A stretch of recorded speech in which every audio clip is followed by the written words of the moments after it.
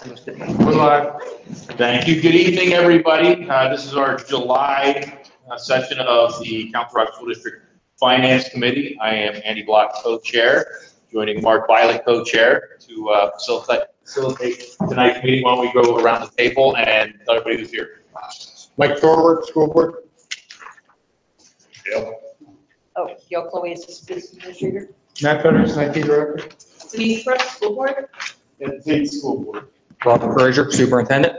Mark Violet, School Board. Marion McGee, School Board. Jerry Grubb, School Board. Gail Costa, Council Rock Education Foundation. Michael Dagler, Charles. Gaetano Mastrangelo, Charles. Tom Correa, Charles. Bob Ryder, Director of Business Administration. I'm going to turn it over to Mark, or you want to go? Or Andy, you want to? I know we're moving one item up in the agenda. Oh, that's So, so- so do you want to? Yeah, so we're moving the CREF discussion up to the top of the agenda so that we can, we can have Gail with us tonight to answer anyone's questions. But so this item was brought up at the last board meeting, and this is a fundraiser that was put together by the Council Rock Education Foundation to raise money for the programs that they have by installing plaques onto the Newtown Middle School and the refurbished Holland Middle School. And we have some information, but I just wanted to preface it with, this was a program that was discussed with the superintendent prior to implementation, correct? Yes? Not early on, it wasn't, but at some point in the process it was. Okay, and with the director of Doug's, what's Doug's title? Director of Operations. Director of Operations. So Gail is here for a presentation and for any questions. So, thank you, Mark. And as a follow-up to your last meeting, a presentation was put together that I'm going to review with you tonight, and then we'll open it up to Q&A at the very end. So we want to go ahead and, as we're going through this PowerPoint, I'm going to send around these slides for the ones that we're discussing tonight, some samples of them. So the plaque, as you can see, it's a 10 by 3 and it's a 1/4 inch thick. It's very durable material. It's weather resistant. It's probably going to outlast all of us. So in looking at the design of the building and working with the design team, this is something that they felt would really go with the style of the buildings and would complement both buildings, Newtown Middle School and Holland Middle School. Next slide, please. Areas were selected for both schools, and what you're seeing right now is a Newtown Middle School, and the black wall basically is the backside of the school. I guess that's how I would describe it. The front entrance of the school is where the main parking is, and this wall that's been identified is basically outside of the cafeteria area where the bus pickup and drop off is. So let's go ahead and advance that. Again, this is a little bit more detailed as far as where the plaque placement would be. And once again, and we have about approximately 300 spaces available for the plaques. The plaques will go into 3 phases, phase 1, phase 2, phase 3. And so then that way we can complete each phase as we go along before we go on to the next phase. So we know that we've got those plaques filled before we go on to the sales for phase 2 and phase 3. Same idea for Holland Middle School, identifying an area that will provide a place that we can put the plaques outside. It's not a main entrance area, and we're going to dive into a little bit more detail in the next slide. As you can see, the main entrance is right to the right. And the plaque, Shogo's plaque area is closer to where the, I believe it's the main office buildings are. And again, it's to the side. The materials that will be selected for this area are the same materials. The dimensions are going to be just a little bit different. And once again, the design team with Doug's leadership took a look at it, and they felt like this would look and fit the buildings really very, very well. And that's it. So a couple of things. As far as the processing of the plaques and how that will go, CREF will handle all the credit card orders, and basically that comes through our website. We have a secure online system. That's how we've been doing it and using that for years, for whether it's event tickets or other types of sales. The sale, all the proceeds will go to fund innovative grant programs that will impact students district-wide. And that's one of the appeals about the campaign, because it just is not going to go to one specific restricted area. It's going to benefit the district and all the students district-wide. After last meetings too, I received suggested language from Rob Cox, and that was put up onto the website immediately. So we've adopted that to make sure that when people are purchasing a plaque, that they know that we do have a safeguard that's in place as far as the appropriateness of the language, and making sure that it's reasonable and that there's no religious reflections on the plaques as well. And so that will be checked by myself, and I've also asked Susan O'Grady to be my backup for check on that as well, for anything that's questionable, so that she could take a look at it. And then what I basically do would prove that, get that back to the person that made the order, and then have them sign off on that approval. And again, this is all managed by CREF. And then we would have operations then, once we have the phases done, we'd have the installation process happen there. But it is a great way for the community to come out and to support the district. It also, you know, again, starts relationships. I mean, if we look at other public schools, there are public schools that also have similar campaigns, whether they're bricks or they're buy a seat in their auditorium or they're buy a bleacher, those types of things. And as we move forward with developing our community and our outreach, again, I really feel as though a lot of families and businesses would be very proud to be a part of this campaign, and would want their name associated with this campaign. So, questions? How many have you sold so far? Well, we've had a slow start because I pulled back all marketing whatsoever until this larger conversation took place. So as of now, 5, and that's just because I put it up for one day and then I just pulled that back until we feel that everybody would like to move forward on this. What's the, just out of curiosity, what's the flow through to CREF once you pay for the items itself, or how much these? They're $125. What's the final proceeds to CREF? Well, we have a 50% markup. It's going to cost me about $62.50 for each plaque. So it'll be about $62.50 to CREF, all right? That's fine. The labor is provided by the district to mount them? So the mounting of them, and I've talked to Doug, basically, there's a piece that's very, very durable that will be used for the plaques and fix the plaques. Who's going to do it is what Jerry said. Okay. The district, Yeah, it'll be our district personnel. yes. And then that way, you know, it's I didn't like. And then the only other thing I ask is, because they are on a building which is not occupied all the time, and there's the space between them, and I can imagine people playing with them. I mean, people play with the, you know, people that face actually issues with memorials to things. So I can see where someone will stick a screwdriver between a plaque, 2 plaques, and pry it and pop one off.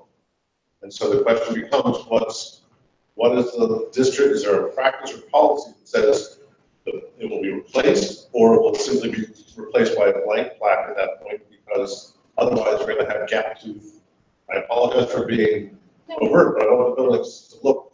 So if you take a look at the plaques that have been passed around, on the back of the plaque, there's 2 drill holes. So we have 2 options here. We could affix the plaque with basically like a cement nail type of thing, adhesive, or we've got the option to actually drill and go right into the bricks. And so no Into our one's going- $55 million buildings. 2 options. Yeah, I'm not, and I just need the question, so it's really not, imagine one gets popped off.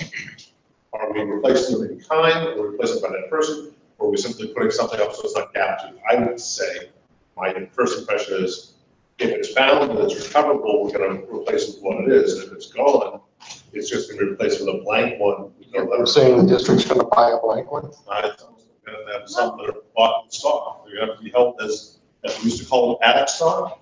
You have to hold something. So my suggestion would be is that I could work with a company that's manufacturing them, and I could ask them for a box of blanks. Maybe they could give us an extra 10 or something like that. Preface, and then we've got them on hand in case something like that would happen. I just don't want to look. I think you all understand where I'm getting to, because at some point, missing things. Those were my primary questions. I'm very appreciative to take in the wording that we gave. I think your process for you to review initially and Susan and Brady to review is appropriate safeguard. And I think that if I think you have a question about it, it doesn't come with the word or anything else, you simply turn it back at that point to the person if there's any question, and they have to deal with it. The board, I don't think the board should be involved. You two are the last resort. You decide, and it's done. My perspective. Joe? I had a question, like, if I went to South the other day to orientate my daughter, ninth grade, and there's plaques up there, there's awards, they're all over the buildings. What's the policy that we currently have in place for those multi-million-dollar facilities? That Those plaques are placed by the school district and by the administration of the school district. Primarily, we're talking about awards and plaques all over the place. but they are to recognize the performance and activities of students inside the building. And much as we have a trophy case, those are not, or we have, someone passes a resolution at the state or Senate House, whatever, and we put that up. That is placed by the administration. This is being placed by a third party outside the company, outside the district. PrEP is an independent organization. But I think Doug seems to be for it, and the facilities manager, yes, I'm saying it, but no, all on us. But we are putting plaques up all over the place. So is it the plaques being up, or is it the fact that we're recognizing people that are? The fact that we're selling them. And the other fact is that we're not dictating the message that's on them. So someone could, and it would be a legitimate purpose if placed on the church, someone could put a plaque up that says, "All glory to God." Well, they couldn't. No. I'm sorry. Someone could ask to put a plaque up that would say something like that. It's not a terrible message, but it's inappropriate on a public school building. That's why the safeguards need to be in place. And I feel like that's addressed I agree. with Rob Cox's suggested language, and we've taken care of that piece. Many of the buildings have things outside that PTOs have done. I mean, I understand it's a different situation of, PrEP, monitoring it, selling it, whatever, but there are things in many of the buildings, items, murals, signs, little posts, gardens, this and that. I mean, I'm not aware, but is there, in the time that I've been on the board, are there issues with vandalism in our school? Not that I'm aware of, nothing involved in those kinds of projects. And I think, We've had things to face. I'd like to also say that, understand that the Council Rock Education Foundation is a third-party, non-district entity, but we have, I don't know how many board members on the board at CREF. We have direct liaisons, that's me, appointed to the Council Rock Education Foundation. Every dollar goes to benefit our students, so I think this is a very good program. I think it's not unlike what the PTOs do, and we encourage the giving from our PTO members and the hard work that they do. And, I think the board should approve it and be thankful for the donations that we receive to help us with our budget and the programs in our classrooms. I agree.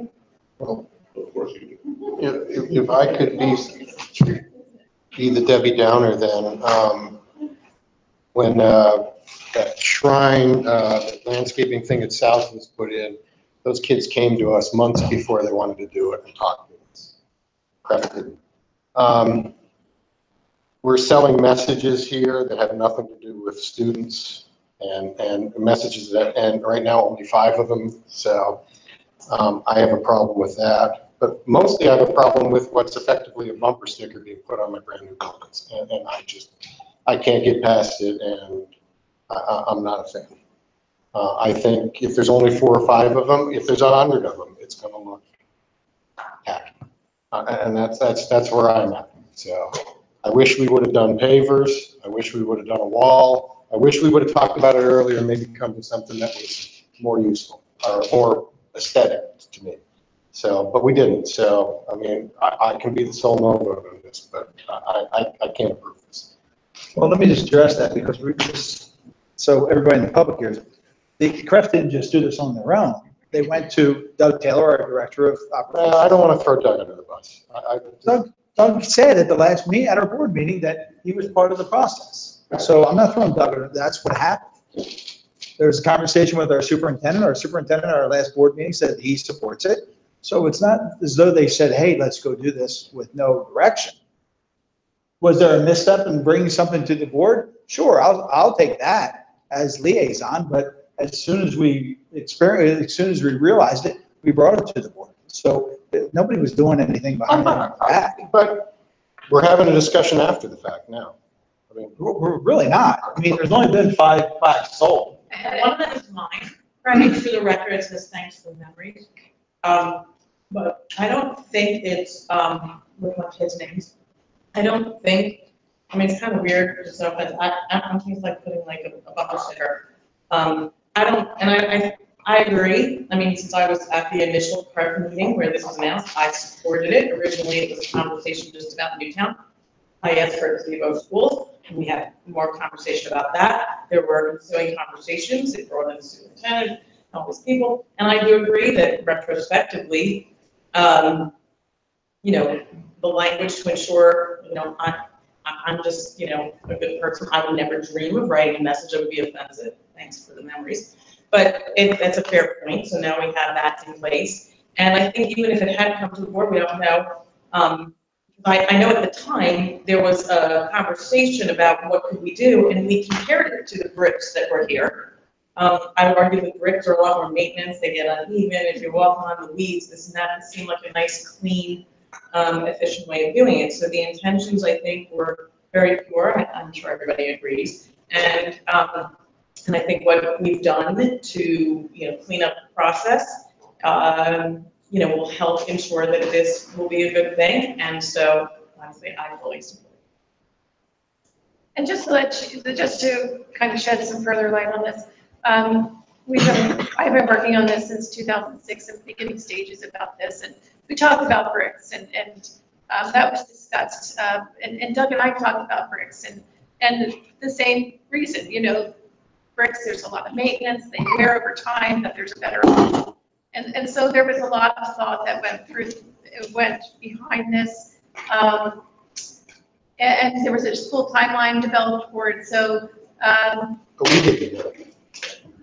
didn't get it. But now we're discussing it today. And the other thing too, with the Serenity Garden, you know, CREF was a partner in that process. And I met with the students for 6 months in order to get that up and going. And so that's the type of partnership that the Education Foundation can offer and offers the school district, is where that 501c3 arm to make projects happen. And that needs to have a 501c3. And that's the benefit of this brick campaign too. We're the 501c3 arm, that the people can get that charitable tax donation, and that all of those monies go back to the district.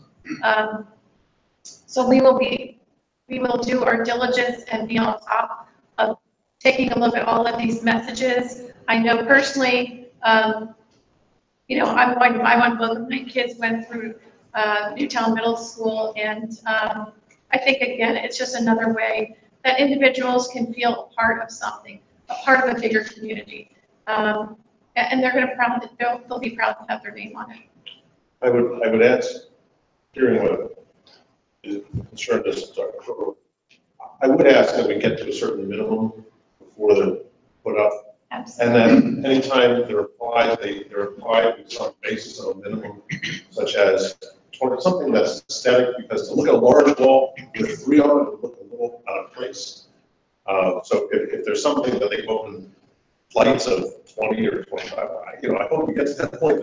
It just makes sense, one from a labor perspective, from a staging the labor on it, to putting it up something so it looks aesthetically appropriate. And so I think that also then takes away from that bumper sticker, in my mind. Takes a little bit away from the bumper sticker because it goes up. And the real thing you see at a distance on these is you see the coloring of them and not so much the letter. You have to be a little closer. So I think that buys me the comfort that I would need in that space. And so that's why we phased it to 3 bigger campaigns, each campaign that will satisfy a block of 80 to 100, and then they'll be ordered and then put up all at one time. So you anticipate a closing period for this opportunity? Is this an enduring opportunity until you get 300? So we'll phase it, and then we're taking the temperature each phase to see if we can garner, that support. We've got that community support. And again, we opened up the announcement for just a couple of days. We got 5, and then I stopped it, because, yeah. So I apologize for your unease with the approach.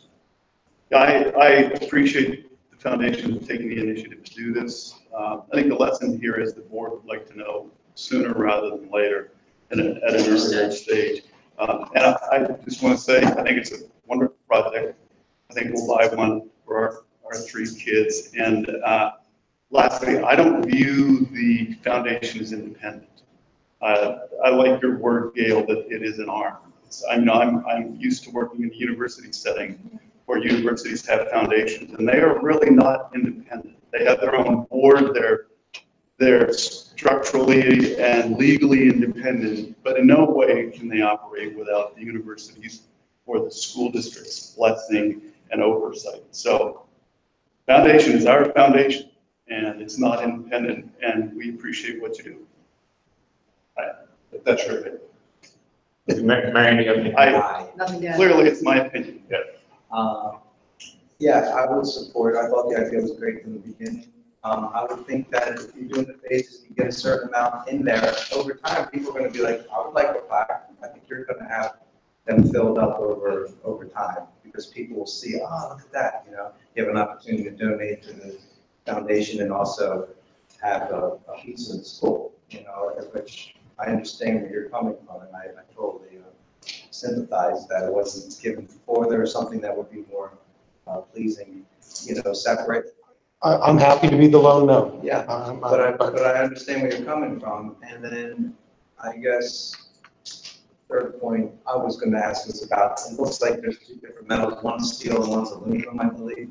There's 2 different things in them, so I'm guessing. Yes, Which one completely. if there's a difference because of it, So there were samples that were sent out, and looking at the aluminum sample, we can find it's great. Is that the 6250? And that is 62 cost. So I had a couple comments and questions. First off, when I first heard the idea, I actually saw it online. And my first instinct was, wow, what a great idea, really cool. So from an idea standpoint, second thought that I had was, how's this up in front of the public without having heard anything about it? So I'm not going to belabor communication piece. I appreciate the ownership. I love that you stopped advertising it after that initial conversation. I like that we're having a conversation about it here. I am supportive of it. I will likely buy one. I'll know myself as not alumni, but as attendee, so Mark is there. But a couple of things. Number one, I think we need to think about what happens if we've got more than 300, because I wouldn't want to cap it, and I also don't want it to look inappropriate. So what are the ideas at some point in the future if it takes off? If there is something defaced or destroyed or stolen, I think it's important that what people pay for it goes back up. I think that needs to happen. I mean, when we're selling them something, it needs to go back up. I don't think that that's going to be a big problem, but I think that, as part of whatever agreement we have with them, we need to do that. I think that cost needs to be figured into what we do with the district. Can't continue to, or shouldn't bear costs for that. Originally I thought, hey, might it be a good thing, given these are 2 pretty specific initiatives on each side of the district, for the board to kind of have some input on what you invest this into. And then I thought to myself, no, that's probably not appropriate. I think what's better is that people need to understand, though, that they're not necessarily putting $125 into Newtown Middle or to Holland Mill. They're investing in the district overall, so let's just make sure that we make it clear and whatever, again, the contract that we're signing with them or the presentation that people are buying into is clear. So I hope you're wildly successful. As I look around the room, it seems like you've got some more than significant support. So are we, unless there's, We have to vote? no, We don't have to vote? I don't believe so. It'll be on the next board. Oh, we got to so it's Basically, what it's looking Over at is what is there objections to bring Yeah, forward to the the- approval of the next meeting? and I don't want it in the consent agenda, that's all. Okay. It won't be, because we know that there's a dissenting vote, so. Can I also suggest one thing in your wording as you phrase this? Sure. I have a Pete Rose problem, which is, at some point, someone for whom this item may be bought, may be no longer a person of good reputation. And it is within the power of the district to have that removed. So that is a Makes sense. concern, and with any capital canopy that's ever done with any institution, higher education institution, or any organization, they always reserve the rights. That's exactly, if the name goes up and something happens that is not in the best light, that they reserve that right to take down, that particular piece. And that's with naming opportunities. A majority of that comes into place with larger naming opportunities, but I could certainly devise some language around that for this as well. That's all those things. Makes sense, I think it's reasonable. Agree. Okay. I just want to say as superintendent, whether prep is independent of the school district or an arm of the school district is neither here nor there to me. The work that CREP does, Gail, the work that you do is phenomenal. And how it gives back to the kids. I mean, and that's not a comment about this project. This project is separate from what I had to say. I just want to say thank you for doing what you do. I mean, you have an office in this building, or a desk space anyway, in this building. So I consider you one of us and very proud of it. So thanks. Thank you very much. Thank you for your time tonight. I appreciate it. let's go. Okay. Okay. We're on, I'm on. You're on. First of all, I want to thank everybody for coming. I know I've been pretty much of a stickler on trying to get people here for this meeting. We've had attempts in the past to talk about food service, and it's been very individualized. We talked about one item or another item. Tonight, I think it's going to be a much more comprehensive discussion. I'm going to try to get you to, I'm going to build it from our financials, where we are and everything, and get into specific issues. I'd like to tell you that in my 28, 29 years of service, I think it's the most turbulent time with food service that I've seen in the last 5 years. With more and more regulations being put in place, the reviews that go on here in the district have gotten much more substantial. In the past, we used to have one woman come in, spend a day with us, and go around and look at the schools and all that. And it wasn't a real detailed review. The last two have been very detailed. If you remember, we were cited for not having a parent advisory committee. We never knew there needed to be a parent advisory committee, and all of a sudden, we're not in compliance. Well, we now have a parent advisory committee, and I will tell you, Gail is the yeoman in all of this, but we asked parents to come out, and we have a great group of parents. We have administrators, we have students on it and everything, but it's not operating the way I think people that devote their time to would like to be operating on. Because Gail and I go and make, sometimes it's only Gail, because we're doing our other jobs, and these people want to talk, and they, at one point, they went out and visited all the schools to see how the operations were at every school, to see if they could operate better. We got a report back to say, this is what we think you should do, and things like that. And that report hasn't been touched, because Gail and I are just struggling to get our other stuff done.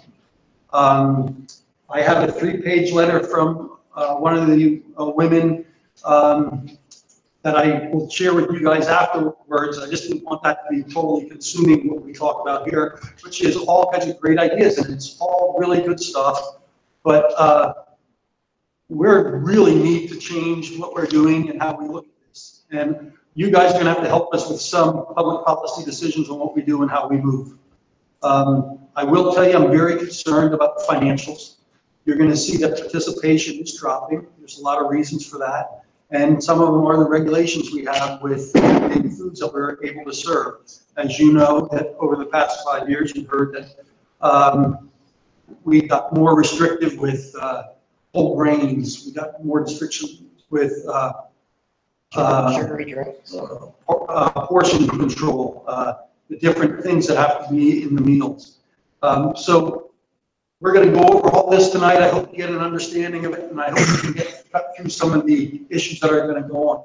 I asked Gail to just talk about some of the things that she's seen, because I will tell you, she's been very much closer to the operations than I have been on the day-to-day operations. So Gail, just give them some feeling on what type of things go on here that used to not go on with our oversight. I've been working on with food service accounts since 1998. And basically all it was at that point was you posted your edit check on Bear's website. They sent you your money the next month, and that was it. Now it's, they have this website that if you don't go on it, you don't know anything new. They want you on this every day. They don't send emails to say something new is out there. There have been changes. Every year we have to do a lunch audit where we have to go to the schools, watch the kids go through the lunch line, and we have to do that by January 31st of every year. We have to because we participate in the federal election. Yes. Years ago, you could go to one school, watch one lunch, write it up that you watched it. If they had 6 lunches, you only watched one. They never said a word. My first audit year was at 2014, 15, I guess it was. That's what we did. We got written up for that because we have to sit at their lunches from 10 o'clock to 2 o'clock and watch the lines for every single lunch. Do you have something you're watching for? To make sure that the kids are the trays contain what they're supposed to do. You have a checklist that you have to fill out as you want? Yes. You have to make sure the signage is up in the cafeteria. They keep adding things every year to this list. I don't physically go out anymore. One of the bookkeepers goes out, but she starts in November to be able to finish by January on certain days. And it's every one year. service at every school. It's not one service at one school. We have to go out to all Every single 13 schools and look at every school, every lunch period. So go ahead. I'm sorry. Right. The audits have become overwhelming. I think the first audit we had, I think it took us 6 months to prepare from the list of papers that they were requesting. And then they come in and they're here for a week, and it's just, very intense. And then he sits down with you and tells you what you did wrong or what you did right. But that we're on for another audit next year too. So. Well, that's our introduction, and now I'm going to get into the meat of the presentation. And I am going to be asking you for some direction in regard to funding of high school free and reduced lunches. We've talked about this before. We haven't come to a conclusion with it, but I'm going to show you some more information, and I think that issue may have changed a little bit based on the actual guidance that I have right now. Then we're going to talk about options to improve participation and reduce costs. Jeff Guy is going to go through a presentation in regards to getting mandate waiver for whole grains, and he'll talk about that. I'm putting this out there. I'm not telling you that I believe we should do this, but this would be a way for me to achieve some additional revenue or higher participation. If you take the middle schools out of the program, you won't have to be bound by the types of foods you serve. And if you look at what's going on at the high school, the high schools are really what's winning right now when you look at the pros and cons. And then satellite food for this preparation, I will tell you the guys over there are all going to shake their head no, because the quality of food is less than just eating up at schools. but it can reduce some labor at some of the smaller elementary schools. So that's what we're going to go over. Go ahead. Okay, National School Lunch Program, what it is, really is a program that requires you to meet guidelines and specific regulations. And for that, you get reimbursed for each meal. The federal rate is $3.29 for a free person. So part of the program is families can apply for a free or reduced lunch based on their economics. They will be either free or reduced based on the economics. The state contributes 10 cents each meal for a total reimbursement of $3.39 for free lunches. Reduced lunches, reimbursement, and a type A meal.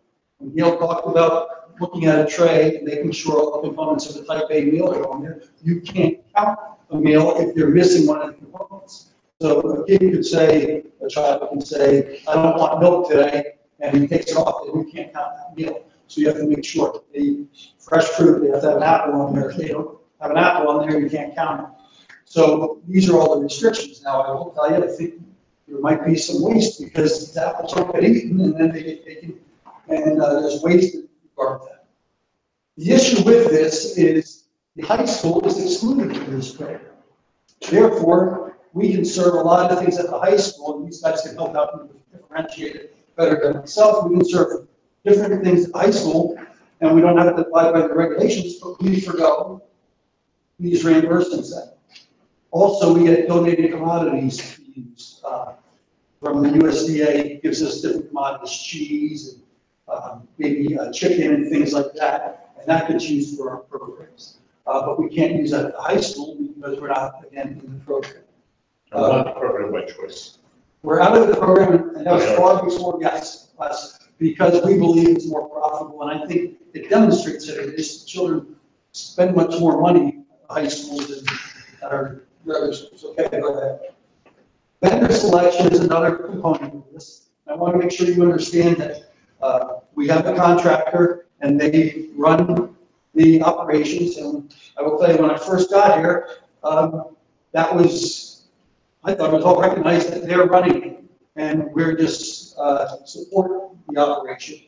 Well, now, when the department comes in to do an analysis, they're saying you have a contractor, but you're responsible for it. You will see that Central Bucks last year hired a director. They have a contractor too, but everything comes back on us no matter what is going on, we're responsible for it.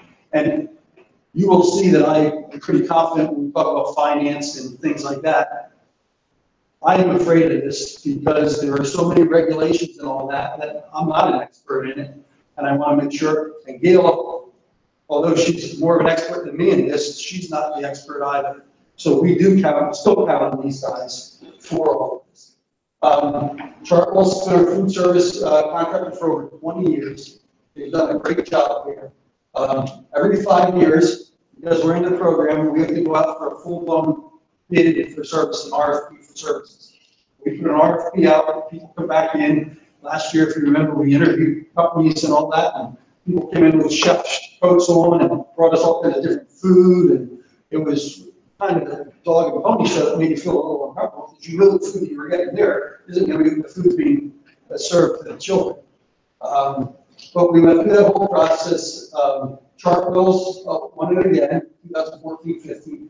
This is the last year we can have the original contract, and we can have a renewal for 4 years, and then we have to go back out and do it. So the spring of 2019, we will be doing this again. Okay? Go ahead. This is where I want you guys to look at to really understand it, and I have these same pages here are here for you to look at also and closer and put notes on it. But this is really important for me to explain to you where we are financially and to get a full understanding of what is going on. I'm going to stand up for this. You see the top section, everything that isn't orange, that is not red, that is orange. I was afraid to put red on because red seems like there's a problem, but it is orange. If you look at this and you go back to our financial statements, you will see these same numbers in our financial statements. So it's important for me to be able to show you guys that everything's going to tie into our financials.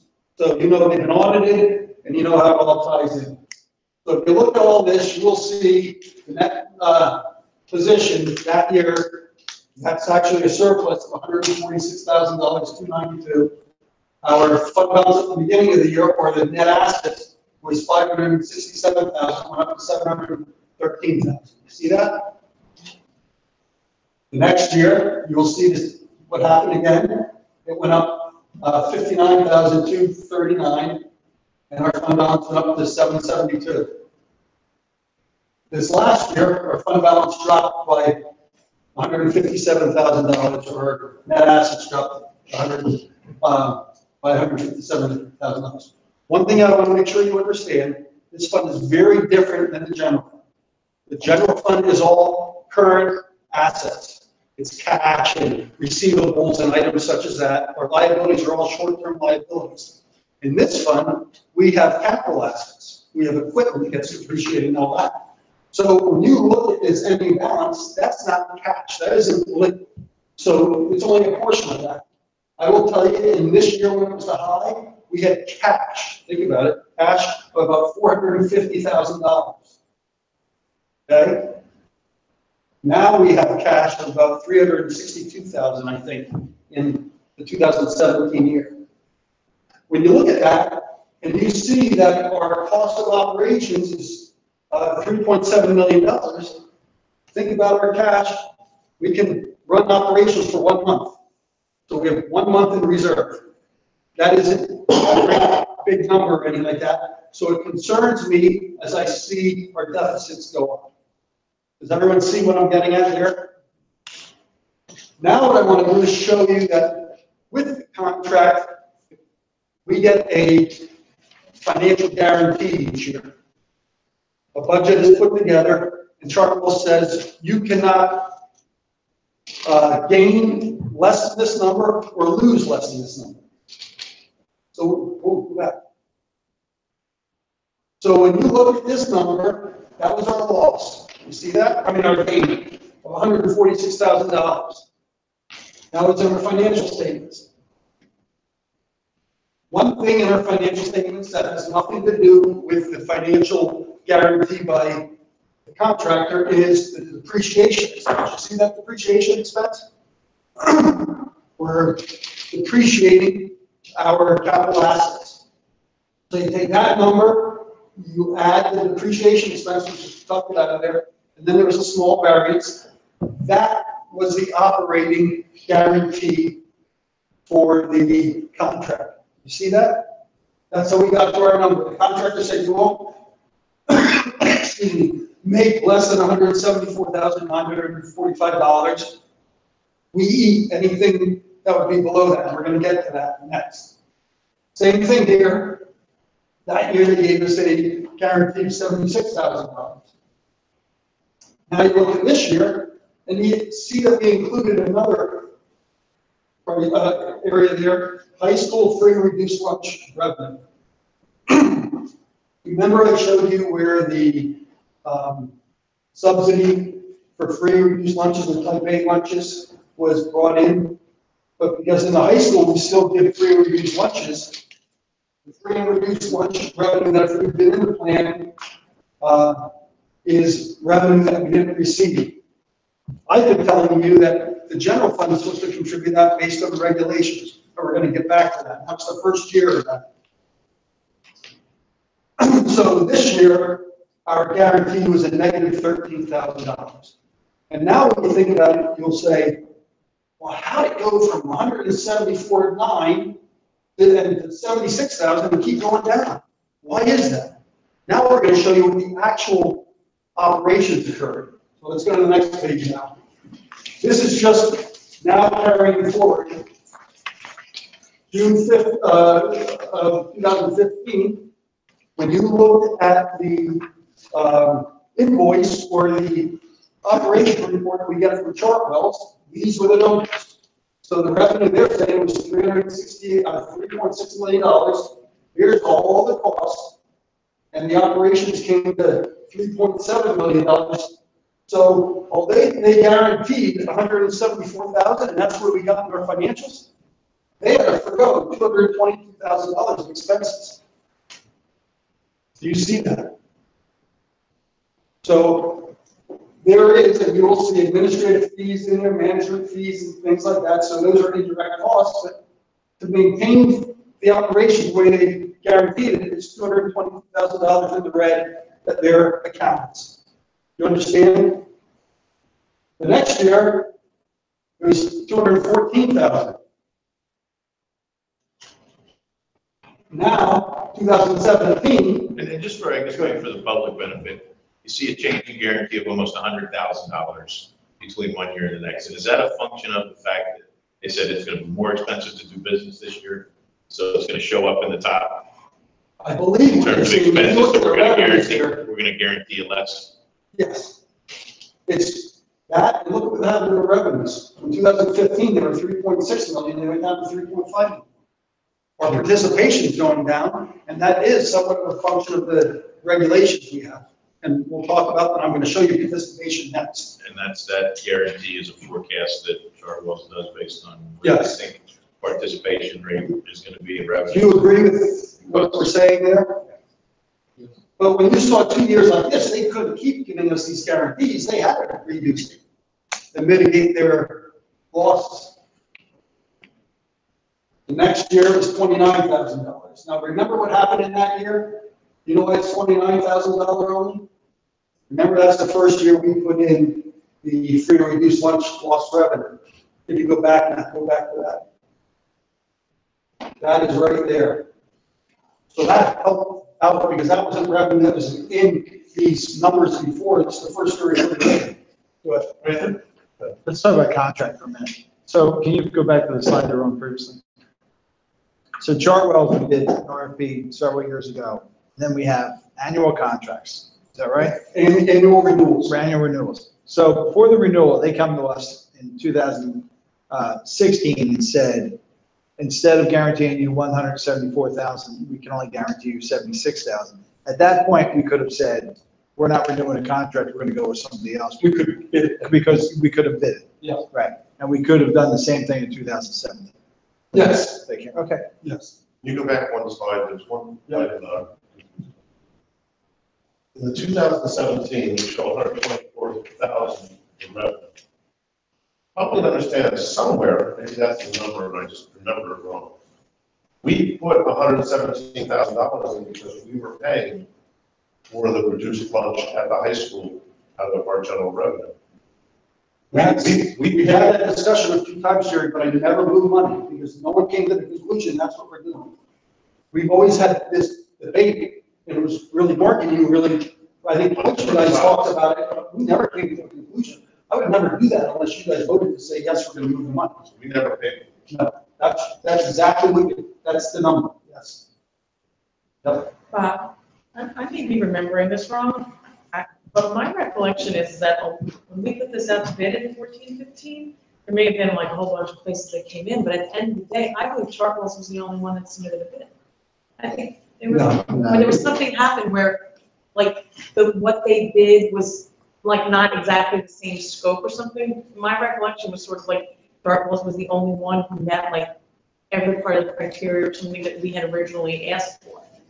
And I'll have to go back to my notes, but we had a whole committee to review this, and we did matrices, we interviewed all the parties that were I involved. remember, but I'm just saying, like, at the end of the day, when it was presented, I think that it wasn't like an apples to apples thing between the vendors, because my recollection, and maybe I'm wrong, and it may have had an impact on, you know, the approach to guarantees and looking for, I think, was that like there was a choice, but like it really wasn't because of certain things that we had set out as what we were looking for. I don't remember the details, but I'm just throwing that out there because I think that complicates the whole food service discussion also. I think the discussion was because Chartwell's was here for X number of years, 15, 20 years prior to that just to keep it moving the way it I think it was more than that. I think it was something along the lines of they were, I don't know what the deal was, that maybe they were doing something towards appliance, like that it wasn't like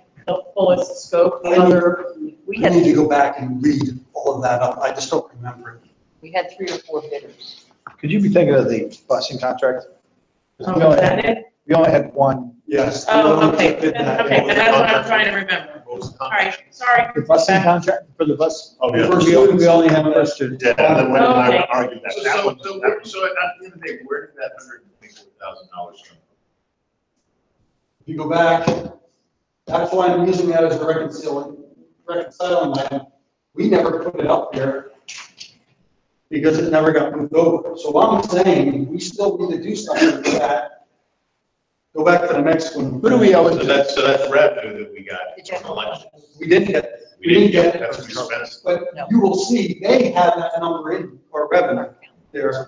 We don't have it in our revenue because we never moved it. They said to us, you need to move it. It's not on the book. And I've been telling you guys, we need to move it. We hadn't decided on what we're gonna do. So I didn't move it to this point, so that's why it's right It's now. not on the books anyway. If you go back, review back, Matt, you see where this was down $157,000?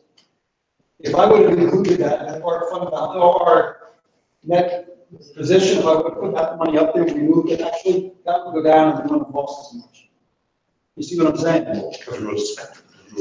Well, no, it would have been revenue. This revenue would have went up by Where would it come $124,000. from? Where would the revenue come from? The general fund, Right, yes. right. Still our money. Well, yes, still. That's my point. You're robbing it, we just project them out. You're looking at a sub account. moving it from the general fund Yeah. to the food service Yeah. account. The food service account doesn't have any taxpayer money in it. It's all user fee money and subsidies. Okay, fine. Just to be clear, because it's become you and us and them. The general fund was us too. This sub account, you would have moved it from our general fund to this sub account. Yes, So the money, it would still be our money, but now, rather than being our general fund, would have been committed to this item. for the operation of our food service that is funded before by user fees. Right, People paying, if you didn't pay, you didn't eat, you didn't contribute to it. So let's be real, 124 paid for food that was eaten by students who didn't pay. Yes. Yes, or got a discounted price for it, yes. Yep. Okay, Matt. I think Ed had a comment or a question. Okay, I'm sorry. Jerry, yes, Jerry made the point, thank you. That's what that 124 represents. Yeah, but I mean, I put it in a negative sense, in the sense that some people wanted to put it was supplementing food for children who couldn't have paid for it. So I'll be fair, but it was food consumed by students that did not pay for it. Put it whichever line. 2018, we're not finished with our financials, so I can't give you our financials yet, but we got the final invoice from Charles. Charles is showing that the loss was out actually $127,000. Their guarantee was $16,000, so right now they're gonna forgo $110,000. This includes, this included $124,000, this included $130,000 of free reduced lunch. So you're saying the loss was $250,000 Over 2 years. over 1 year? Well, if we would add 130 to 127, it's, you know. A loss in food service. Right, we have given $4 billion of food to people. I don't think that's true. Over 2 years? 124 the first years, Okay. and 130 the next is 250. Over 2 years, I didn't hear over 2 years. So those are one of the issues we're going to talk about tonight. Now you understand it better why I'm concerned. If you go back and look at our financials, they're not good, but when you really look at our contract, it's worse here. And I will tell you that, and maybe they'll tell me differently, but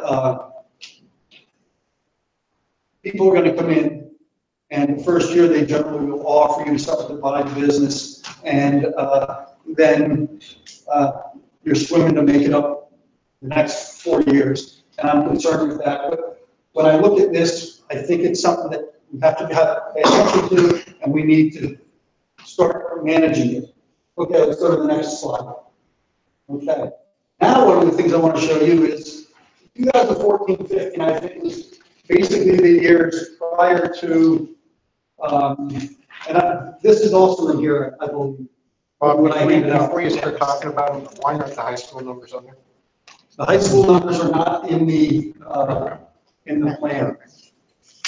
But we should have those numbers. Well, the high school operates very differently than these schools. The high school goes and you buy à la carte. So there'd be a whole different calculation. I can provide those numbers.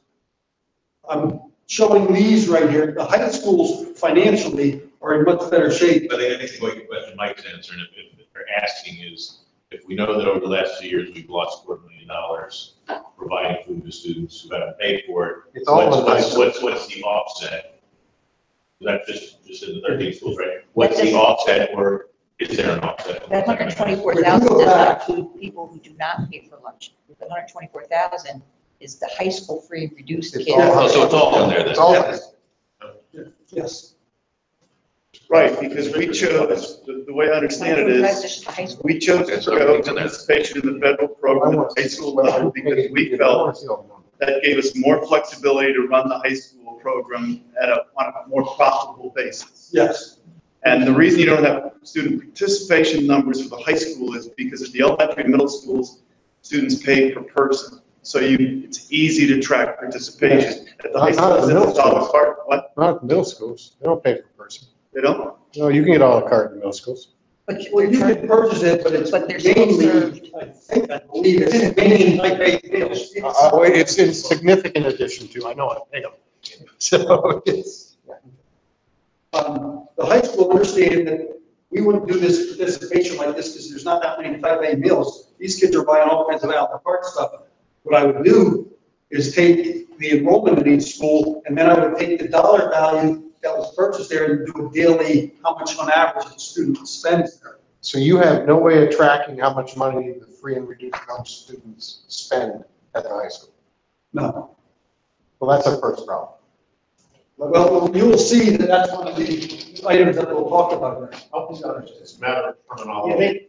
the 300 students in the high schools can only participate by getting the so-called meal at the high school. They cannot just go and buy. They can't get cookies, can't get bottles, beverages, and things like that.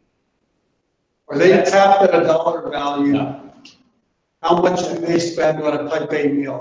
How much do they spend for a student meal? I would say it's about $6, plus fluctuating, I would say probably $6. But they could spend $7 or $8 if they buy, Yeah, if they get the regular entree and stuff.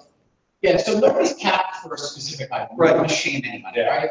So if somebody comes in and gets a premium station item that's $8 one day, they can come in and get a sandwich for $5 the next. So. Or they could do $8 every day. We don't do that every day. But let me help you with a term here. It's a term we all think we know, but I need to know what it means. Participation. Does that mean, am I only seeing there the meals you described before as paid, a type A paid, a free and reduced? Are there other types of meals people could buy that are not reflected on this list? Yes. Those numbers come from what I report to the state to get reimbursed with federal and state money. Okay, so that was when we looked at the things that were a dime from the state. So each of those got a dime. Okay, so there could be kids, because the numbers look pretty low, but there could be kids, to your point earlier, Rob, I don't want the apple, they're not gonna show up here. They would not. Okay. It should. So they. That's what we're Okay. auditing. So that's what I'm just trying, that's why the word participation means something to us all intrinsically, but in this. Let me explain how I got the participation rate, and this can be debated. Gail gave me every day, she's entering this on the system. This is a culmination of many, many, many spreadsheets. This took a long time to do, to get all these accumulated numbers by school. So for the year, there's a total of $37,000, 37,000 meals served at Churchville. I took the October 1 enrollment, so that's the number of kids basically are enrolled in that school, and I took it by the survey dates. It was either 177 or 178.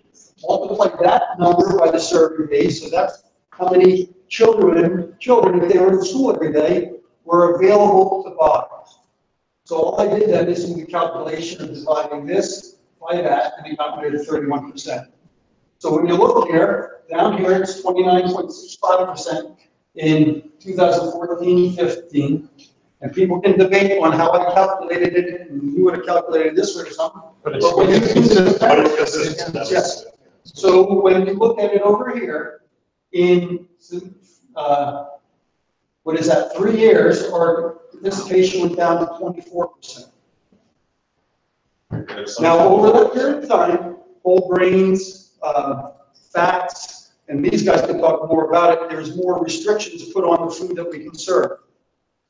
Now, I need to step in and say the Parent Advisory Committee is in support of that. Yay, we're doing the right thing. In fact, they'd like us to spend more money with getting better foods in there that are more appealing. But when we show them the financials and say, well, we can't afford that, and we're not sure that this patient will go up. So I just want to make sure everything I'm talking about here, there's support for it by the Parent Advisory Committee. Which is how many people? I think 3 parents, and then there's administrators, there's our nurse, there's students. And they're self-selected.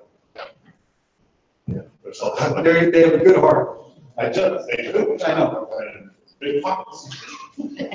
Understood. But that's where we are. You see where all I'm trying to show you is, believe it or not, this patient is going down.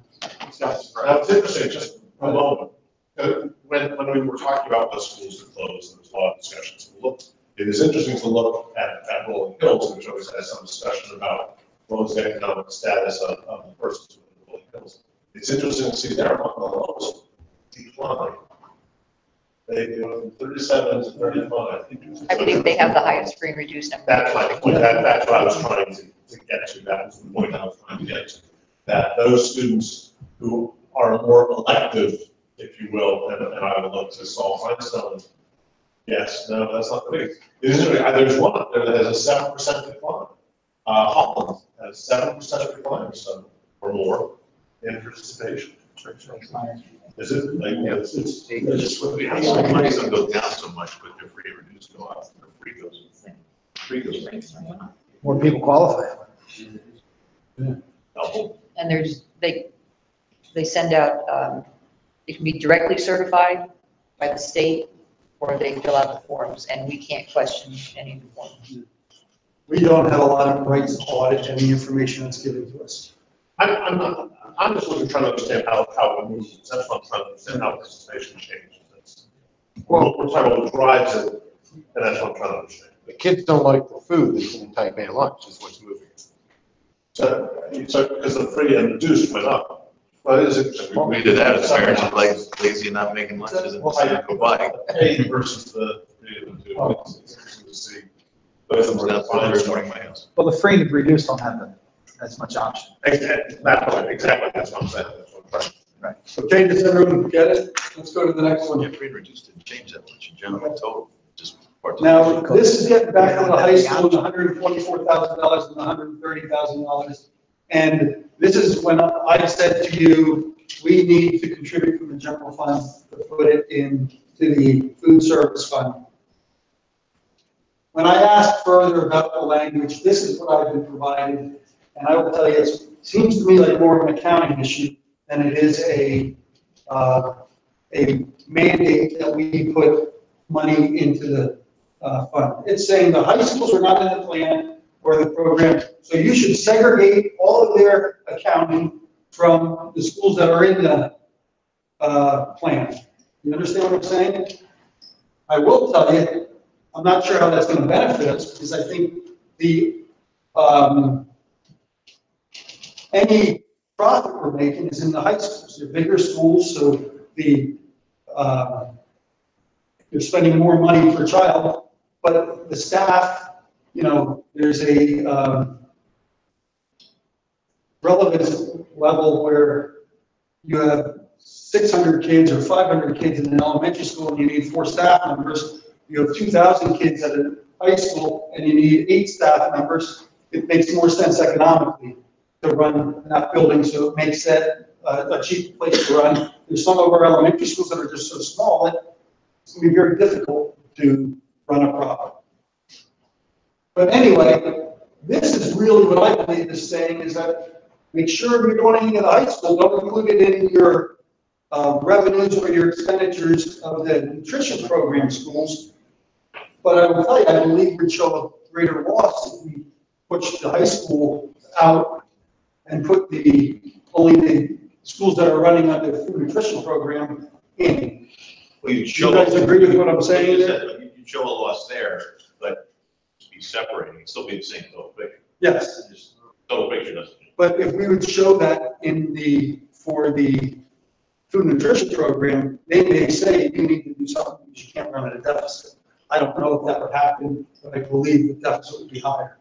Right, and to that point where you say the cost of providing those meals, as Gil was mentioning earlier for all the audits, as this regulation evolved just a couple of years ago, we were told as a food service management company, well, we were going through that.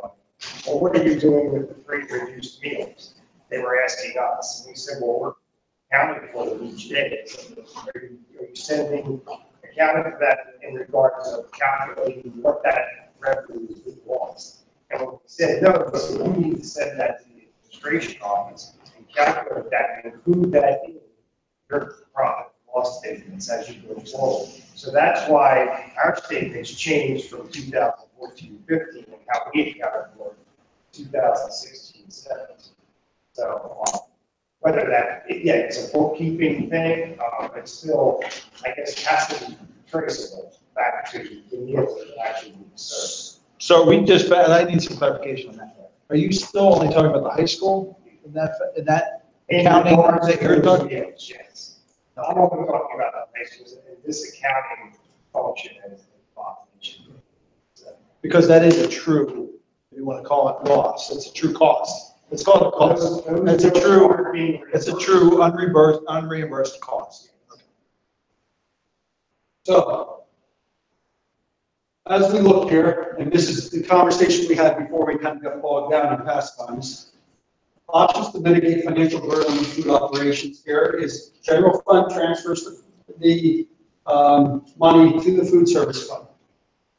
You can do that. It's a fundamental change in public policy where now we are taking taxpayer to support our food service fund. We never did that other than we didn't have to charge the food service fund rental for their space. We don't charge them for, support from the staff. We don't charge them for electricity and things like that. So there are things that we don't fully cost. Subsidize some soft costs. Yes, perfect. But this would be the first time we're actually moving money over there. Eliminate. Wait, before you move on, I have a question. So what does that mean? Is that simply a bookkeeping, accounting issue, or is someone, or is Chartwell now getting that money, or how does that work? Because if we're moving taxpayer money into the food service fund, it's not just an accounting measure. Is that what you're saying? What happens to that money? Yep. Right now, the general fund has money in the bank. We actually move it and put it into the food service bank.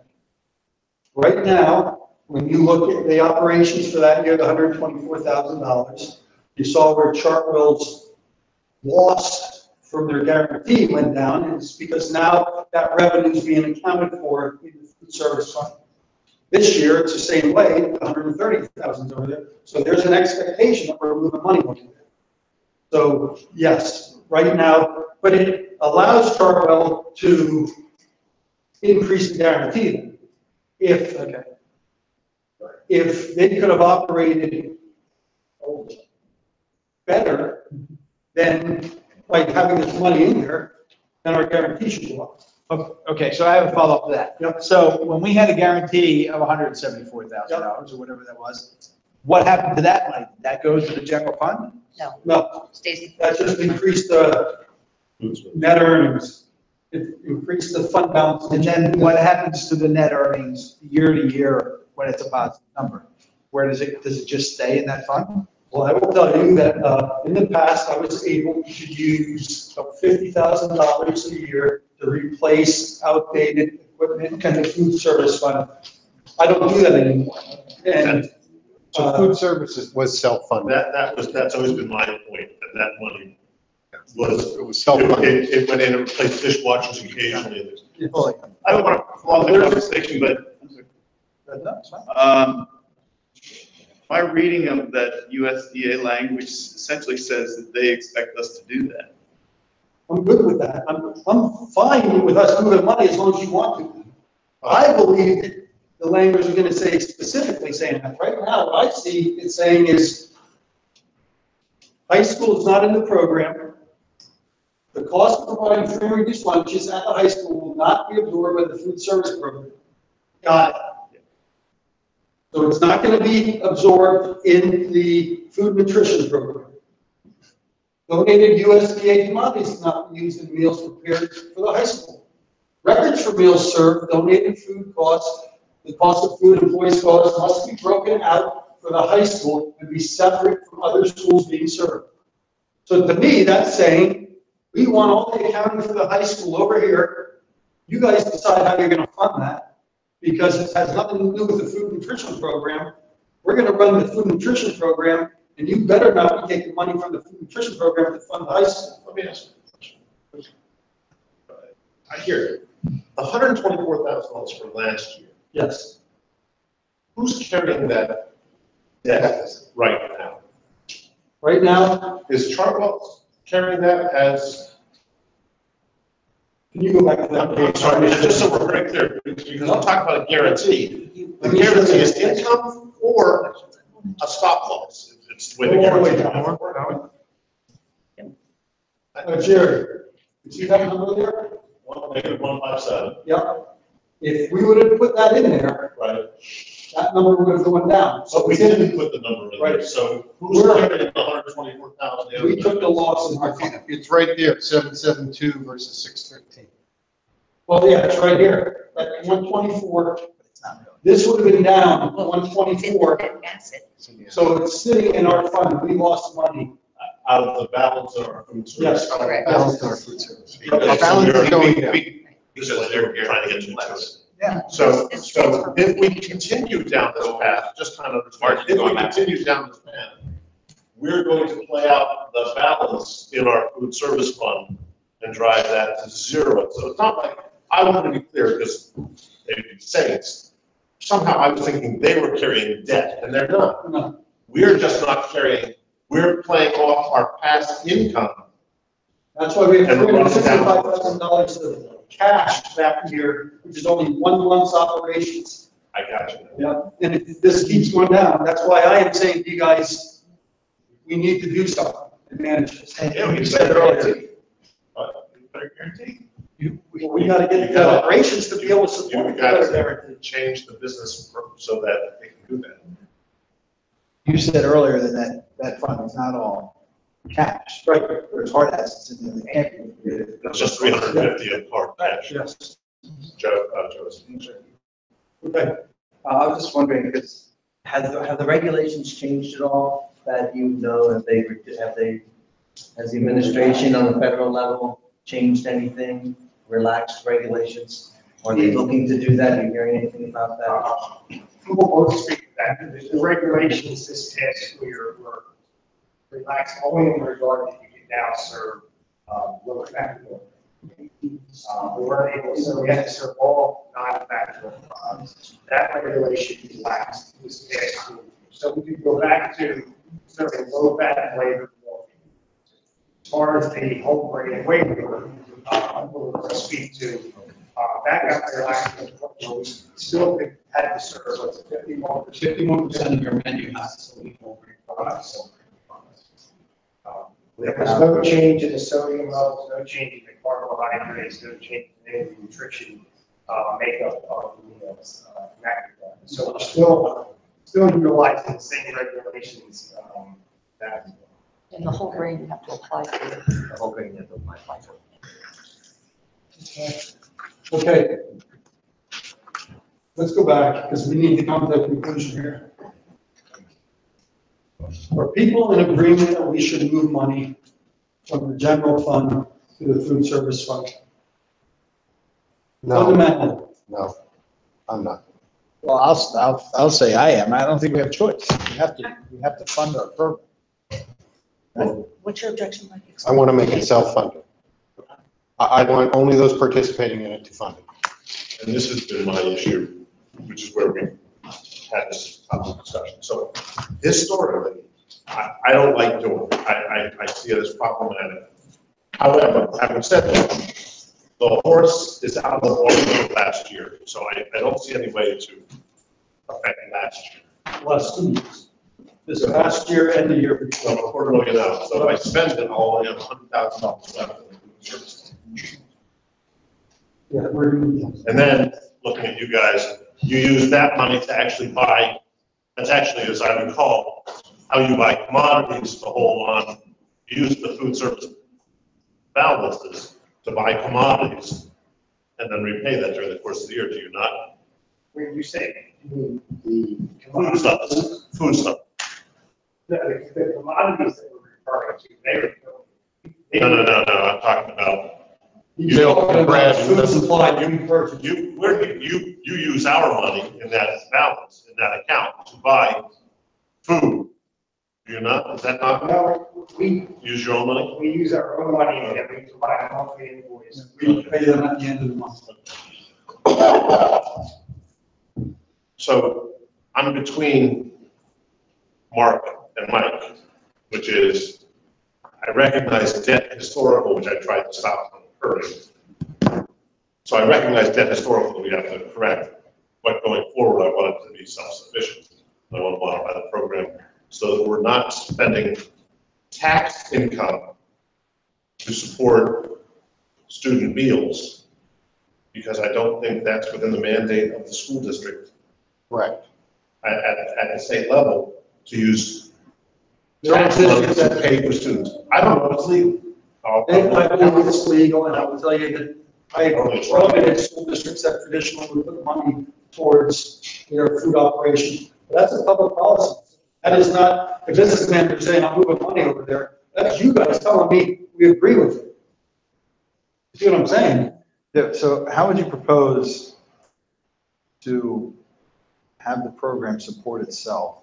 What could we do differently than self-fund, assuming we stay out of the federal free lunch program, which I actually believe we should expand and remove the middle schools, but we can talk about that in a bit. So how would we close the gap or completely somehow fund the free and reduced lunches for the high school if we're not paying for that? I don't know that we need to fund free and reduced lunches at the high school. It's a market economy item. You know, I hear the observation. I don't know how many kids would actually go hungry, and I don't know, you know, when I hear that there's and forgive me, when I hear there's an $8 menu item, and I pack my lunch to go to work each day. Now, granted, I'm not packing, you know, I got people who go out and they go to Panera Brothers and everything else each day. I'm bringing a can of tuna fish and some bread and mayonnaise. I think we may be creating an incorrect expectation in these students going forward of living on a budget. And while I'm sorry that everyone can't afford everything they want, or sometimes even everything they need, I think that there's a component there that says, how do you get people to live within their means? That's kind of my dilemma. Can I comment on that? Absolutely. So, well, because I know I'm monopolizing a little bit, but we're talking about children and we're talking about food. We're not talking about Nike sneakers that are $200, you know, a pair that we're giving to them. We're talking about food and daily sustenance that they need to get through the day. And we're talking about kids that don't have the option to pack their lunch or go to Panera or whatever the case may be. They're participating in the free and reduced lunch because that's probably the only option that they have. Now, is there abuse? I'm sure that there's abuse, and maybe there's a way to police that, but I think our fundamental mandate is, you know, to go back to what Patty always said, warm, safe, and dry. And I think one of those is also safety, and we say safety, but to be able to have food in their bellies. I mean, that seems like a fundamental responsibility that we have. So I think that we have to make it as efficient as possible. We don't want to shame kids, so I don't want to put limitations on it, but I don't think we have an option here. I don't want to be in a situation where we're saying children who are under 18 years old, who don't have any influence on what their parents do, And it's their parents who can't afford to pay for the lunch, parents who have to go through the evaluation process. Well, children, because your parents have made bad decisions, we're not going to feed you. I don't want to be in the school district. Hang on, I just want to capture something that Mark said. Fundamentally, I agree with you, 100%. I think for a district of our means, we owe it to those who can't. To your point about, is there some gaming of the system? I think we have to look really hard about how we police it and understand that we're just going to get beat sometime. But we have to have a system in place to do that. But you said something about efficiencies. And, it's great to talk about increasing revenues to drive fees, but and this is not an accusation. Don't take this the wrong way, because I don't know how we work together. I've heard nothing but great things. But from a costing perspective, a big organization in food, institutional food service specifically, there seems to me, based on my experience, to be some pretty good opportunities to drive efficiencies there. So I think we have to examine all of those things to be able to look ourselves in the mirror and say, hey, if we are going to have to make some transfers, we're doing it for the right reasons, and we're minimizing those, hopefully to the point where it's self-funding or making us all money. I mean, at the end of the day, you guys are in this to make money. We're providing a service, and if we can all achieve our ends, that's great. So Mark, I just add a little bit more meat to the bones in some areas where we can probably do a better job collectively. But support your concept. You said a phrase in there, and it is so contradictory to what we're saying here. The phrase you said, in a district of our means. So you're using. You're saying we're going to take the money from our district because we're rich, and you're talking about kids who aren't. So you're saying, so what does that mean when you say a district of our means? Because by that standard, those kids live in the families we raise taxes on. So you can't have it both ways. We're either. I can have any opinion I want, Jerry, and I believe that it's my role in this district. I believe that we should support those who can't support themselves. But those are us. Yeah. Because those are the That's what same people you're saying have the means to do it. So it's a cyclical thing. It's not a self-directed radar. Now, I'll agree with the notion that if you can get $124,000 of economies in the process, it becomes much less of an issue. Yeah, and I hope we can get it there. That's a big piece of it. But I don't want to. Denise had a question first. And then. Personally, I would just like to try to take this subjective language out of this discussion, whether it means parents are lazy, if they, no. Can we just talk about what this is? Okay, and philosophically, of course, this program should be self-sustaining, but it's not. So to me, the way to address it would be, we're talking about efficiencies, we're talking about different things, and we have an opportunity when this goes out to bid next year to talk about other things. But for me, the solution in the short term is not to take lunch away from students who may not be able to afford it. And, I've gotten calls over the years at the beginning of the year when those papers come out where parents, some families, like I've said, Denise, I think such and such a family has submitted a free and reduced lunch application, and I don't think it's legit or whatever. And I talked to Bob about it. And we are, confined by the limitations of what it is. And, it's just, okay, we look into it as best we can, and that's what it is. But, certainly for the moment, for me, the solution would be to arrange for that general fund transfer, because I think that it allows the students to eat lunch. So it's really that. Going forward, we'll have an opportunity to look at other ways and talk about ways to drive participation more and whatnot. But I just agree with Mark. I mean, we don't know all the details, and at the heart of it, I'm going to just take it at face value that there are some students who cannot afford to buy lunch. And so that's what Ed had a question, Jerry, who was waiting. I think I know the answer to this. We are required to provide free and reduced lunches. When you're in the national school lunch program, you do. Since the high school is out of the national school lunch program, there's not a mandate. So there are two questions. One I'm aware of. Yeah. You guys agree? Yeah, once you're off. at the high school level, you know, you don't have an obligation to provide. Right. So there's two questions. One is, do we as a district feel we wish to provide free and reduced lunches to high school students? I 150% say yes. The second is, it's a lesser question, which is, where does it come from, the general fund, or do we try to subsidize it through the food service? And USDA says we shouldn't do that. So I think it's a pretty clear question. Are we supportive of, from the source doesn't matter, the district providing free and reduced lunches to high school students? And I personally am 150% in favor of doing so. We haven't even talked about point 3 in there yet. We're just an either or. There's middle ground here. I think the cap is actually based off the meal. They said the free and reduced lunch is capped by whatever the cost of the meal was. Well, It's not. see, No. it's happening at the meal where, like, Abington gives them $5 on their account, and they can apply it for $5, and before that, then they pay. I think Abington does. Shelby. Yeah. Oh, Shelby. And if they don't use Cap that, at 5. if they're not there. The key is, I don't think anybody doesn't want to do it, it's how we fund it. Right. I don't want to speak for everybody, but that's. How do we cap offerings without, I thought there was a prohibition on We don't- saying. We don't have to offer, we have the dollar amount spent, so if they were to take the premium item and it was $6, and we give them a $5 cap, they have to pay the dollar.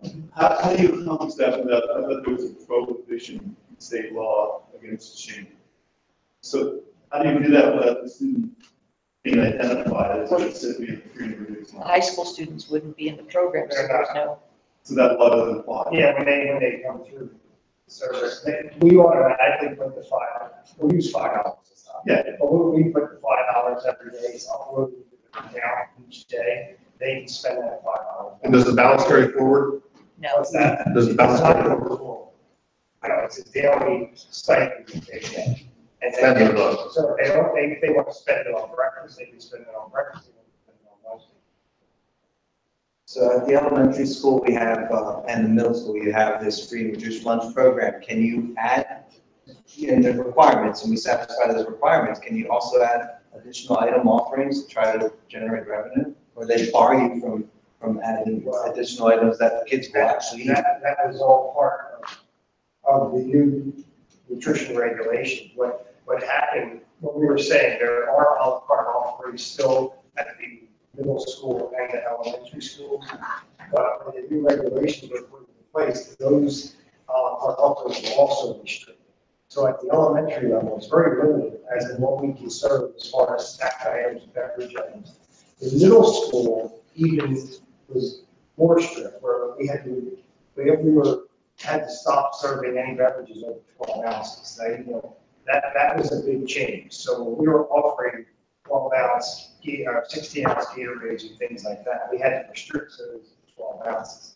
Also, the prepackaged snack items, the size of those was reduced, the type of snack items was reduced. So in that 5 years, that evolution that we say, that's not only have the lunch counts gone down, but the a la carte spending has also gone down, across the district. Yeah. The way you increase revenue is you raise the price of the meal. I mean, it's just, that's. Also increase the offerings that kids are going to use. They're bringing their own food from home. Or building like a comparatively at the high level. I understand. And when you increase prices too high, you lose more participation because of that. Now, I don't know where that threshold is, and I'm not a marketing guy. I know that there's a They're buying it at the store, at the grocery store, or they're going to buy it from you guys in the school. I think there's more They're discussion. not limited to any of the regulations. Right, well, that's what I said, the right problem is the regulation that happened 5 years ago. So I'm wondering if we can just take, if you don't mind, Andy, I'm gonna take these first two bullet points, because I'm kind of hearing a consensus around the room about general fund transfer to food service fund. Can we just focus on that and elimination of free and reduced meals at high schools and try to eliminate? Then we have a discussion about capping and moving from the free and reduced lunch program from the middle schools, but is it fair to get a consensus around the table here about moving the general fund transfer to the food service fund? Yes. Ed, Yes. Denise, Joe, yes? Yes. Mike, you're, I'm on the fence still, sorry. okay. And just to be clear, so we're talking about doing this for 1 year, and then as we go into our next negotiation, we'll be on plan. 2 years. Next year. Right, well, this year that just ended, it's 130,000. Okay, and I. And then last year But that- before is but then 125. that will be a piece of our thing going into. Yes. Well, there's a lot of things. Okay. No, I think I'm good. Yep, yes. So it's about $250,000 is what we're talking about. Yes. Cover up last, Yeah. this year and last year's deficit, we'll call it. Yes. Is that fair? Right, I put the $250,000 for things we approved, or we should. What I will do is I will put them in last year's financials. Okay. So it's not something this coming year's budget, I'm gonna have it in, and it's gonna just reduce our fund balance in the general fund for the last year. All right, so I'm hearing yes from Mary Ann. Mike's on the fence, and everyone else around the table said yes. So is this something that, how are we structuring this from this discussion? Does it go on the next meeting agenda, or? Or does it just do it? Well, the $250,000 transfer you proposed, consent item. Yeah. Okay. Consent item, to move the $250,000 fall Okay. upon. For this past year and the year before that. You're okay with I'm that? not gonna make it, yeah. Okay, That's- so we've got, everybody agrees consent item for that. Elimination of free and reduced meals at the high school. So I don't want to eliminate it. Ed, you're saying 150%, you want to keep it, right? Yes. Yes, so Ed's yes. Denise is saying no, she does not want to eliminate it. That's. That's good. Joe, Yeah, I don't. I'm trying to read the sign. I wanna change how we do it, I don't wanna eliminate. You do not want to eliminate. I don't wanna eliminate, I wanna Okay. change how we do it. Yeah, which I think we all do, just we can't do it today. Do you know what I'm saying? Okay, and we don't need a vote on this, and Well, that's my problem, which is what we're gonna do is gonna wind up a year from now, this board's gonna sit and say, well, we now owe $135,000 in arrears. So that's my dilemma. That's my dilemma, which is if we sit here and go, okay, I don't want to eliminate it, then I want to do something creative, but what am I doing next year when I run up $135,000? That's my. so you would vote to eliminate it, right? No, No.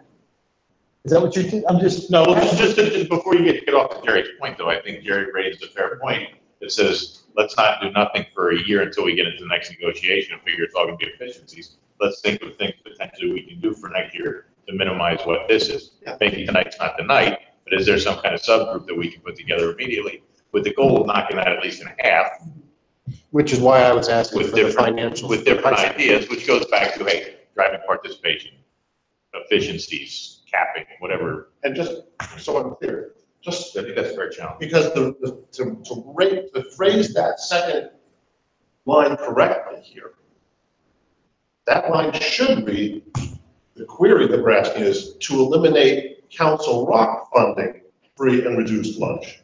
That's the question you're asking.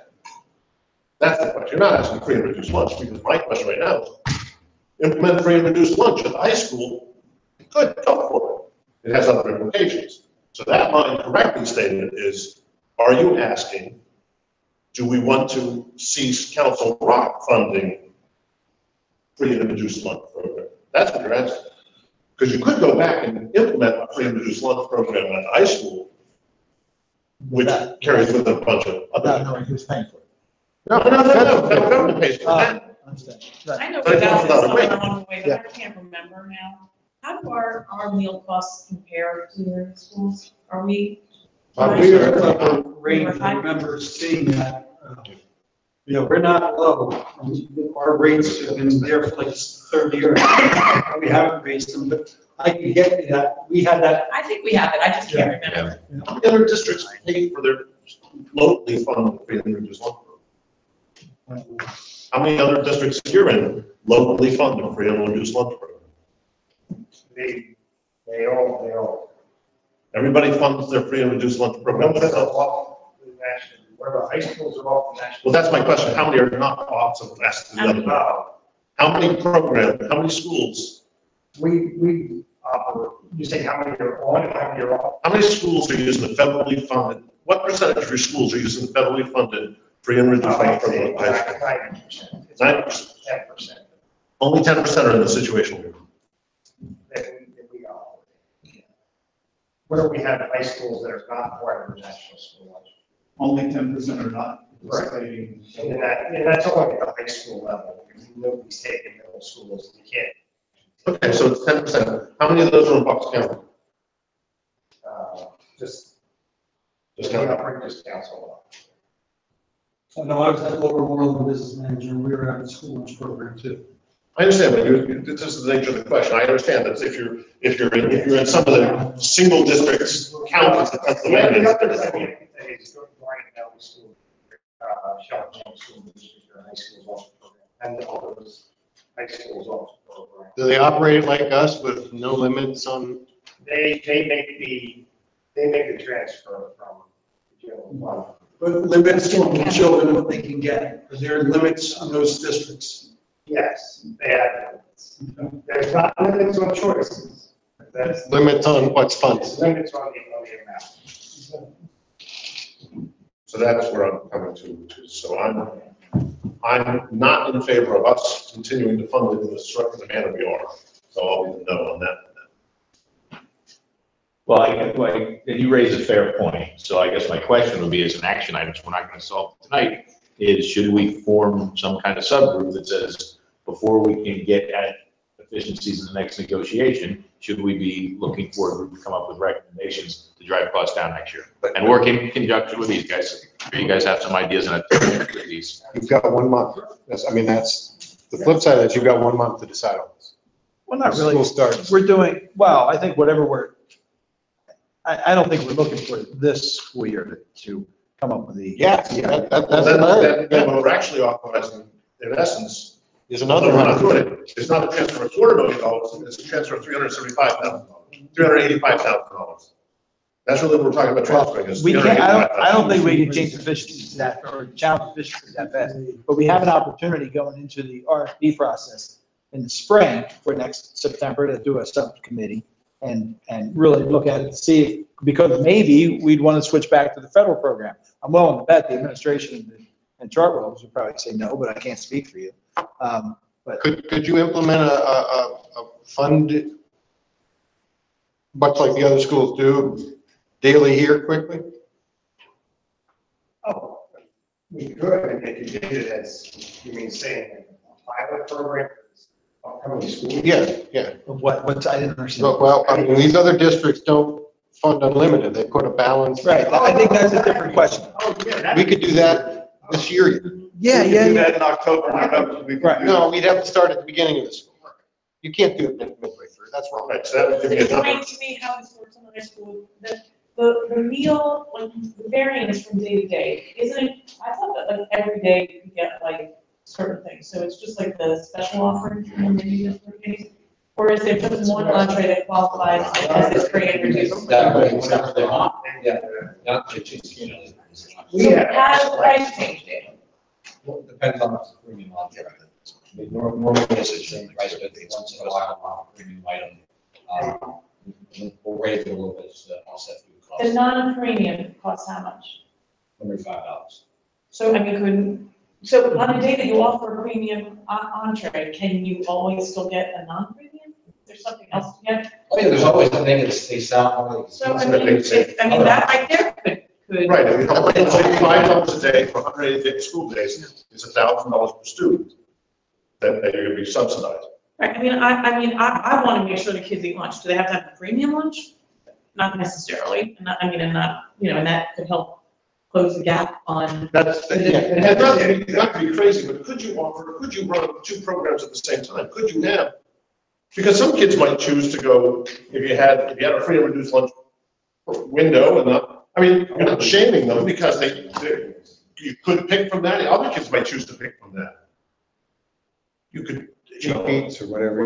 What, 2 different registers? Is that what you're saying? I'm just trying to understand. I think he's talking. It doesn't matter, the money you put in their account. And they could. So if they wanted the premium, they'd have to pay the balance, and that would be in their daily total. I was trying to figure out, because actually to be in the federal program for those persons who elected to be in it that day. Because if you were on the program and you went through and you took the meal on the free and reduced lunch, it actually is covered. Well, if you did that and we were on the program and you designated or denoted a free and reduced meal, we're not allowed to do that by statement law anymore. That's against the law to do that. So even though it'll be open to other students to take as well. Doesn't matter, we're showcasing or singling them out according to the state regulations, that's it. That's fine, I mean, understand well, you know. Oh, I totally get where you're coming from. I think you're closer to the mark when you're starting to talk about the $5 that doesn't carry forward, which is the safety net, which is what you're doing. It has a control limit, but you also know the numbers, we must have, I don't know the names, we must have the numbers of how many students were on the free and reduced lunch in the past year at the high school who would qualify. About 150. About 150, so there's the 124 again, $5 a day. It's not that they all eat though. Okay, you may have 150 eligible Right. between the two classifications, but not 150 students eat every day. You have the same thing at the elementary. So they each get the $5 allowance. But it disappears if they don't use I it. gotcha, yeah. Yeah, it doesn't accumulate when they splurge.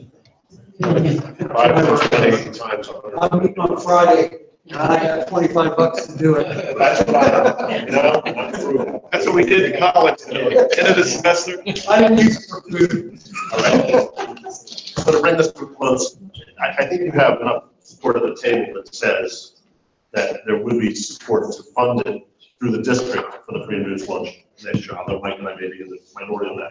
However, I think there's also unanimity around the table that we would like to look for ways to at least control the expense or find ways of efficiency. So I think. Just find a way to make it close to self-funding with the goal of making it self-funding. Could you guys, for next meeting, you don't have to be here for that meeting, but could you give us options on how we can control the cost? I know you did that once before, and you showed us some school districts and what they do.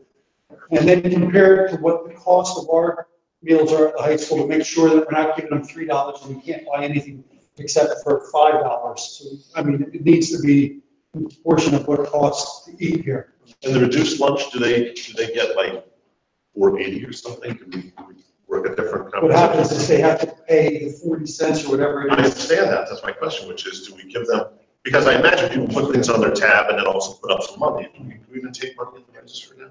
Yeah, we do. Yes, they do.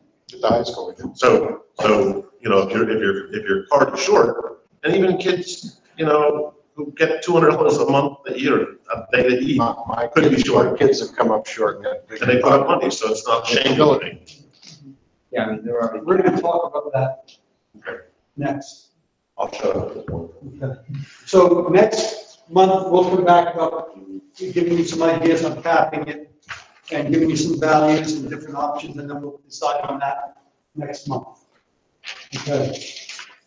Now, this is Chef Guy, you're on. All right. It's about time, I guess. I thought you were just referring to him by not knowing his name. No, no. The kid is the chef. I gotta walk around, so I hope you guys don't mind. I thought these guys. Please understand that this is about the waiver, the whole grain waiver that we talked about, and Chef Guy's gonna explain it. That's perfect. Good evening, everyone. Thanks for having me. I really appreciate it. Gets me to talk about my favorite subject, food. So it's really cool. As I said, my name is Guy, short for Gaetano. So I just think it's easier that way. When you go, hey, Guy, I usually turn around and say hello. So let's talk about the waiver freeze. A little bit about background. So 2014 is where we really got the federal regulations put in. So whole grain rich is what we were talking about in terms of this. There was lots of other things that hit the regulations, right? We're focusing on whole grain. A lot of this that you guys are talking is part of the reasons why we're seeing participation go down, right? So it was portion sizes, it was calorie counts, sodium requirements. There were requirements in terms of what we could serve and not serve on a tray. So there was lots of things that were happening there. So in 2015, state agencies first granted the flexibility to allow the exemptions towards this whole grain rich item. There were waivers. They were very rare. You had to prove a specific need, and still to a certain extent that happens now, but it was basically done state by state. The federal government let the state agencies mandate, and that's what's pretty much going on now. In 2017, the USDA is continuing to offer more districts flexibility and kind of lighten the requirements to get these waivers, because they started to see this on a national level, where participation is going down. Okay. You can just advance. So again, let's take a step back. Charles is a company. We're committed to feeding the kids nutritionally and well balanced. We're not talking about going back to things offering them full fat, full sodium. We're talking about just replacing some of the items. You know, it's giving us the flexibility and a variety to offer the students options, right? That's what we want to do. We want to get them back to eat. To your point, we want to make sure that we're feeding the kids every single day, right? We want to make sure they're eating a nutritious, hot meal that's going to make them feel ready to go back into school. Test grades go up, they're happy, the morale goes up. We want to partner with that. That's really important to me personally and us as a company. So what we're looking at the whole grain waiver to do, it's going to increase participation. It's going to meet student preference. It's going to decrease food waste, and it's going to increase food quality. So real quick on that one. What we're talking about is they started to offer whole grain enriched. That's part of what this whole grain push was. Now, what does that mean to us?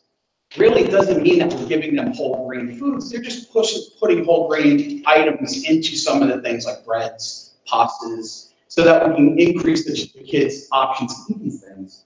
But really, who's serving that to the kids at home, right? We push them into the schools. We're giving them whole wheat pasta, whole grain rolls and biscuits and things of that nature.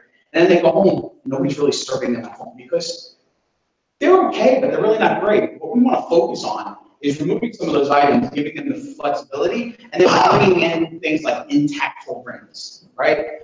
I love throwing farro salads into the salads for the kids to have as a side item. Putting in, whole corn, because that's a whole grain.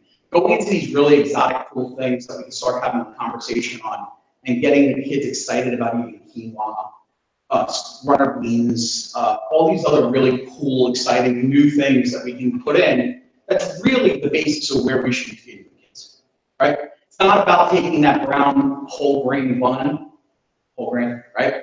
And saying, okay, this is what we're doing. We're going to show them the right foods to eat. So that's where we want to go. So previously, 54 of our K-12 school districts were granted the whole grain waivers for 16 and 17. The one I want to point out is Spartanburg in South Carolina. They had an enriched biscuit. It literally looked like a brown hot. So really, really, flavorless. It was what it was, but it made the regulations. We had to serve it. We put it in breakfast. Nobody ate. We put in a regular biscuit. That was the right thing that they would do. We took a 5% breakfast participation increase just by adding an item and changing that. I was in Michigan. I watched the school district that was serving 13 slices of whole grain pizza a day go to 125 slices when they went back to the white pizza. So, and it didn't cannibalize any of the other stations. And this was a school that was an open campus. They went out to eat. There was a pizzeria across the street. Kids didn't go. I was there talking to them. And I said, we now have the same things we have outside. We now live in the school again. That was a big thing, right? Again, that really kind of opened my eyes to see where we were. And we got a ton of resources to implement this. So our regional dietitian is versed on what the state-specific ingredients are and what we need to do for Pennsylvania. And we go through the application and the resources and the instructions. We help fill it out. We have also sample completed waivers for what we would be looking to do, what would work in parts of Pennsylvania, because most of our districts in Pennsylvania have a whole grain waiver of some sort. And then we have the communication tools and speaking with stakeholders, you guys, what the school, what the boards, the PTAs, what the parent advisory committees. We've got all of those resources and the frequently asked questions that can go out as handouts. And then product sourcing, stocking, and recipes. I personally create the recipes with all of our culinary group. So we're writing recipes for these ingredients that are going there. We're also writing recipes for those intact whole grain items that we want to put in. So we're changing the way we're feeding the kids. So what would the next steps be? We'd like to request a waiver. Definitely pastas, pizza, biscuits, waffles, pancakes, bagels, and wraps. Again, it seems like a lot of items. We still got to ensure that 51% of our menu is still whole grain, right? So this would be on a menu in portions of items that would happen. So if we would have pizza there, and we would put a white pizza out, we'd still have whole grain items in the station, in the cafe or on the station to counteract the white pizza. Same thing for the pastas. I don't know if anybody's ever seen the whole wheat pasta macaroni and cheese. That's green. Brown and yellow make a phenomenal green color. It's really kind of cool. No student to lead it, but they all go, wow, great, it's cool. So we see that. We go back to all these items that we really think that would drive participation for us, right? The approval to begin the application process comes from you guys. We'll meet to review the application once we fill it out, and then you guys would submit it to the state. And then How long do they take to approve an application? Tom, how long has it been taking to approve? We've actually gotten them back within a couple of weeks. Yeah. I mean, we were surprised, and actually, as Guy mentioned earlier, approvals were like non-existent. And all of a sudden, It just popped up. And then everybody was starting to get. Makes sense to me. Yes. How much waste do you see? Well, we've tailored to these regulations. We've seen a lot in the beginning. You know, we were looking at 10 to 15% daily production waste in a lot of our stations. We've now tailored it because we've got our production records set for the numbers. Fortunately, they're lower numbers. You know, and it's just really the sad part about it. And that's just not here, it's across all our business. Where we've sat around and had to go, this station that was doing 175 covers a day is now doing 140 because they're not going to eat it. And I know they won't eat it, but we have to put it on there because it's part of the regulations. So this is a top line revenue driver, participation drivers is what We usually see 3 to 5% increase in participation. and this is something you guys are recommending that we consider doing for next year? I mean, absolutely, especially when I look at the student participation, and this isn't new to me, I do the counts and went down. The one thing that they do like to, and you've already done the homework, is to provide verification that there is a hardship on the district by not having this whole granular waiver in place. These figures, I mean, don't lie. I mean, it proves it. Now, clarification shows that we have a hardship here. I did have one side. Go ahead, John. So the Big CD, I think is really good, according to the little small survey that I did. That's whole grain, right? So because it has all the cheese and the sauce in there, the kids are going to eat it. But the Italian hoagie, it doesn't take the insides out, which is a great Italian hoagie, but it has a whole grain bun that eats on a great bun. Italian hoagie. That's really great. So We can get as specific as you want, because we can offer the suggestions in pasta, but we can turn around and say elbow macaroni and spaghetti. But we'll leave the penne as whole grain because nobody's gonna notice it goes into a big season. Again, we've got the flexibility to play with this menu, whichever we want. Yes, ma'am? Are there any cost savings to changing it? Not particularly in terms of cost of product. Ease of use, yeah, I mean, we could see some efficiencies and savings on items that are already stocked in our distribution centers versus specifically going out and getting some of these items. I haven't done a cost survey to say, you know, the exact savings to turn around from a bag of penny that's versus not. You might see $1 per case savings some places it's more expensive, it all just depends on what's there. So we can't say for certain that there have been any cost savings involved. Tom, have you seen any cost savings involved? Not particularly, it's more in the line of revenue increase by meals. Right. So the good part about this is because the high school program, they can do whatever they want, right? We're talking about the schools that are on the program. If we're increasing the reimbursable meal, what does that do for us? That next year, it increased our commodity money that comes to us. So we're seeing a larger increase in that number, and that'll help us offset some of the cost of meal.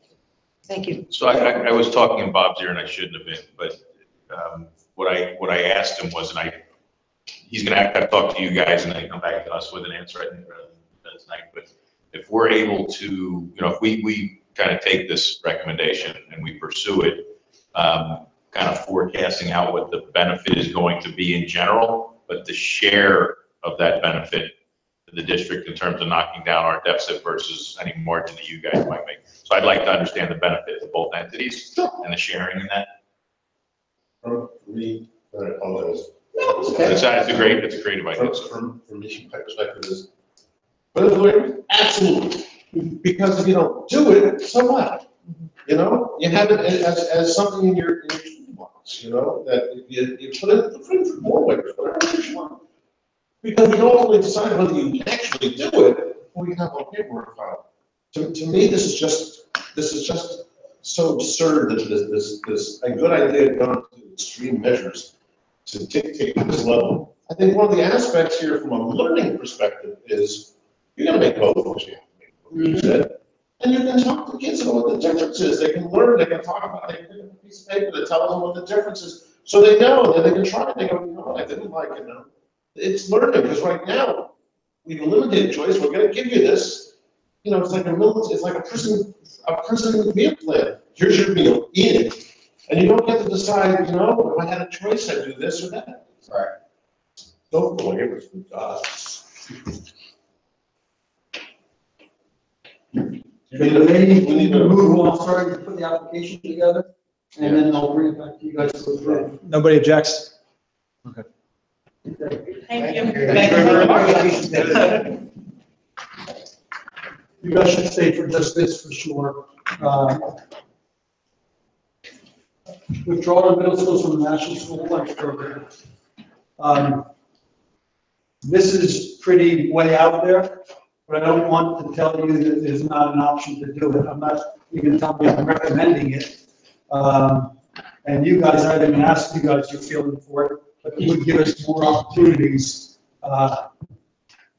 for serving middle school children. I don't know if they have the funds, high school children have and all that, but do you have any feeling on that, you guys? And be very honest, I don't care if you say, I want to look at it because I want these guys to know what you think. Personally, Yeah. I haven't seen any schools, middle schools off the program.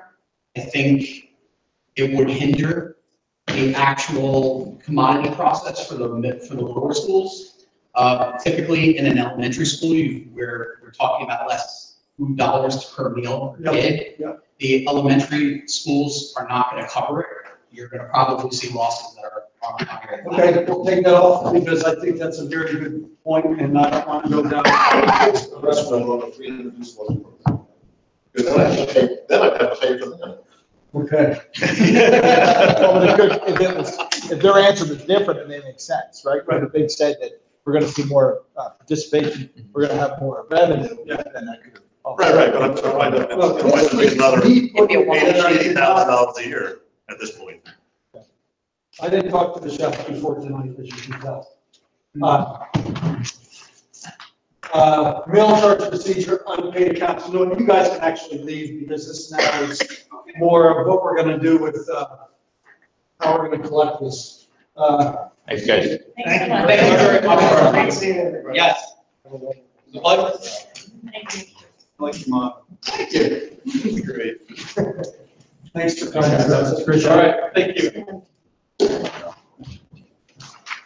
You may remember, a couple of years ago, I was required to put this administrative regulation together in regard to food service, accounts and unpaid balances, and how we were going to charge, students and everything else. And you might have seen in the paper recently the meal shaming issues and everything like that, saying that we cannot deny a child for a meal because they don't have money for it and all of that type of stuff, but we never did that anyway. So we've been good with that. One of the first things I want to talk about is this procedure at the bottom says after everything's exhausted, we're required to reach out, the principal's supposed to reach out to any student that's unpaid balance is over $25. Right now we have $15,000 in delinquent accounts, if you will. We do go through a process. Chartwell spends a lot of time going after the parents than the principals do, and we go after them. We still have $15,000. State and federal requirements are saying, like free and reduced lunches, this one says, where is it? You can't deny them. Go to the next, the meal. hold on, go to the next slide. I'm gonna go back then. Yeah, you can't deny a student any lunch anymore. We must fund the negative balances out of the general fund. It says non-federal money has to support that. That bad debts is not an expense that can be part of the food nutrition program, meaning other kids pay for it. So they're saying that $15,000, if we don't collect it, then we have to Move it, yeah, we have to move it from the general fund. Our administrative regulation says that we have the ability to go to the district magistrate's office and file a claim against parents that are, it's unfunded. I need, number one, look at her under the eye and say, yeah, Bob, go do that. I could also tell you that there's some school districts saying, we're gonna get a delinquent collector and they're gonna collect it. And we're really gonna put the hammer down on people. These are all options. I wanna make sure if we start taking people to the small claims court, you guys are all gonna hear about it. And I'm not sure that we're gonna look like the heroes in that. Can I ask a question? Yep, How are we contacting the parents? we are Like, contacting you could them. be sending an email and maybe it's not like a real address and they never even saw the message. Like, how do we know that we're reaching them? Is it a snail mail thing, phone call? I would have to bring the Chartwell's people in to talk about it. Once it's $25, the principal's supposed to call each member. Phone call. Yes, yes. Now, I have to ask each principal and say how important or how in touch they are with it. But I believe that the parents know that they have an outstanding balance. But let's look at the numbers. Yes, let's look at, no, let's look at the window to get on free and reduced lunch. Is there a time, like you, in November, to get on? It can change monthly. It can change by day. Okay, so my question, part of this goes to, if someone moves to the free and reduced lunch program at some point and is carrying a balance, do we eliminate the balance? It's essentially the same question you're gonna ask, because they're gonna, I never matched the records up against. that would We don't be a sensible thing to do, and so we don't. Well, in the business office, we don't know. That would seem to be something I would look to Chartwell to do, to say, look, I'm gonna turn over, you know who the balances are, can you play it off against those and give me the total of those persons who have moved to the free and reduced lunch, and I'll eat that, because it's blood from a stone, you guys, look, I lost my battle, but now that you've incorporated that as your flavor of the month, I'll agree to it that says, if not flavor of the month, but if that's the flavor you wanna go with, if that's the flavor and the person moved into the free and reduced lunch, we should wipe out their balance that they owe us. It just makes sense, because in essence, they were probably operating that money. This is the whole district?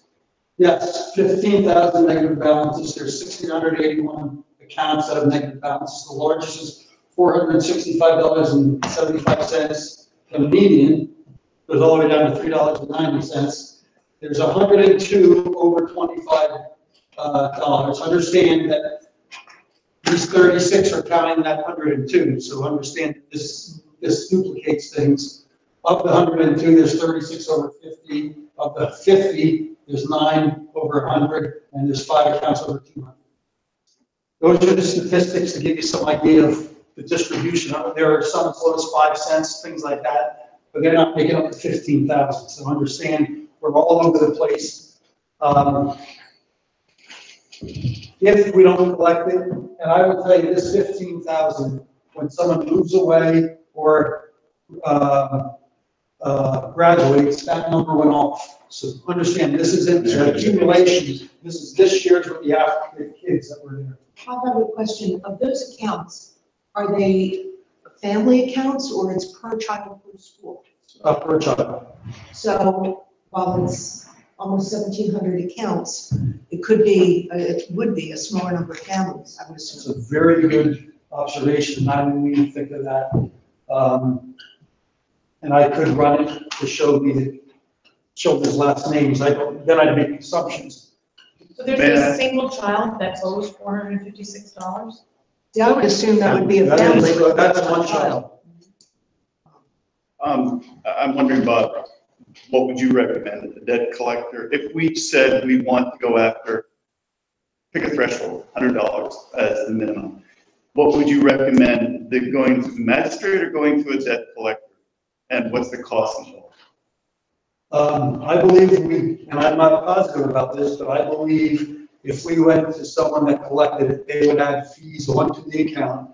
50 cents on the dollar. They would make the money off of the fees that they add to the account. I'm not positive about that, but that's generally what happens with our collector now. And our collector now, because occupation tax is one of the collectors that is doing some of this stuff. Oh, so we could use Keystone? Yeah, No, Harris.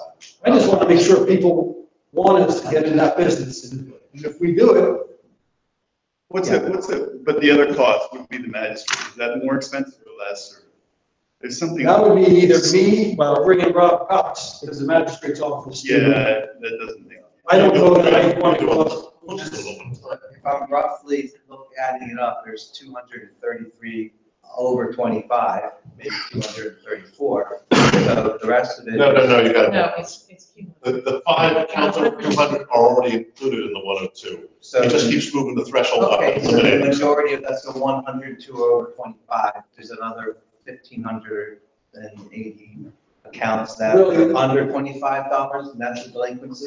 I'm not sure that we want to go with anything under $50. I'm not sure that we would work on it.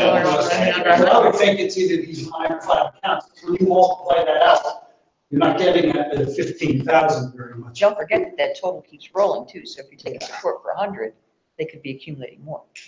But go through, knock out the ones that have been reduced already. That's blood from a stone. Take those out, figure out what your number is. You're right, you're not gonna get it, but if you start over 50, my theory is you go to the magistrate, you're gonna have a list of them with the collector, and you're gonna turn over to the magistrate, he's going to handle them as a unit of everything that's open. And that's what it's good, yeah. You look at it by family too, maybe. I'd be interested to see that. So I have some thoughts. My thoughts are this. First of all, I agree with Jerry. It's a good idea about going through and having Chartwell's line them up with a free and reduced lunch. I hadn't even considered that. We have to find out if the principals are making the phone calls, because you told me that there's two schools that are The biggest. the biggest ones. That surprised me. So let's find out if those principals are actually making the phone call. Internally, we can send out a certified mail, so we know that we get it with the procedures. So they know what the collection procedures are, and some people may say, I don't want this to go to the magistrate's office. So when I was a constable, and I had an arrest warrant for somebody for running a red light or parking their car in the wrong place, I would send them a letter that said, if you don't respond to this letter, you're gonna have to pay another $115 over the $40 fee, and there's a chance that at 4 o'clock, I'm knocking on your door. Well, people, or 4 a.m., people often just pay that instead of risking those things. So we may get better than 50% of the people responding, and that makes things easier. And then if we have a process for that, we don't run up balances of $15,000. And me, I don't have a problem taking them to the magistrate's office, because if Harris has a collection process, the $25, that becomes $45, plus the $49 it costs at the magistrate's office. That goes on top of that.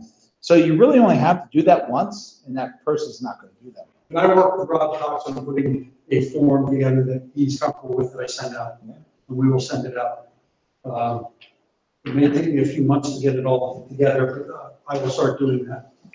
I think you have to do something, because that person who has a $456 bill, what's the incentive to pay this year?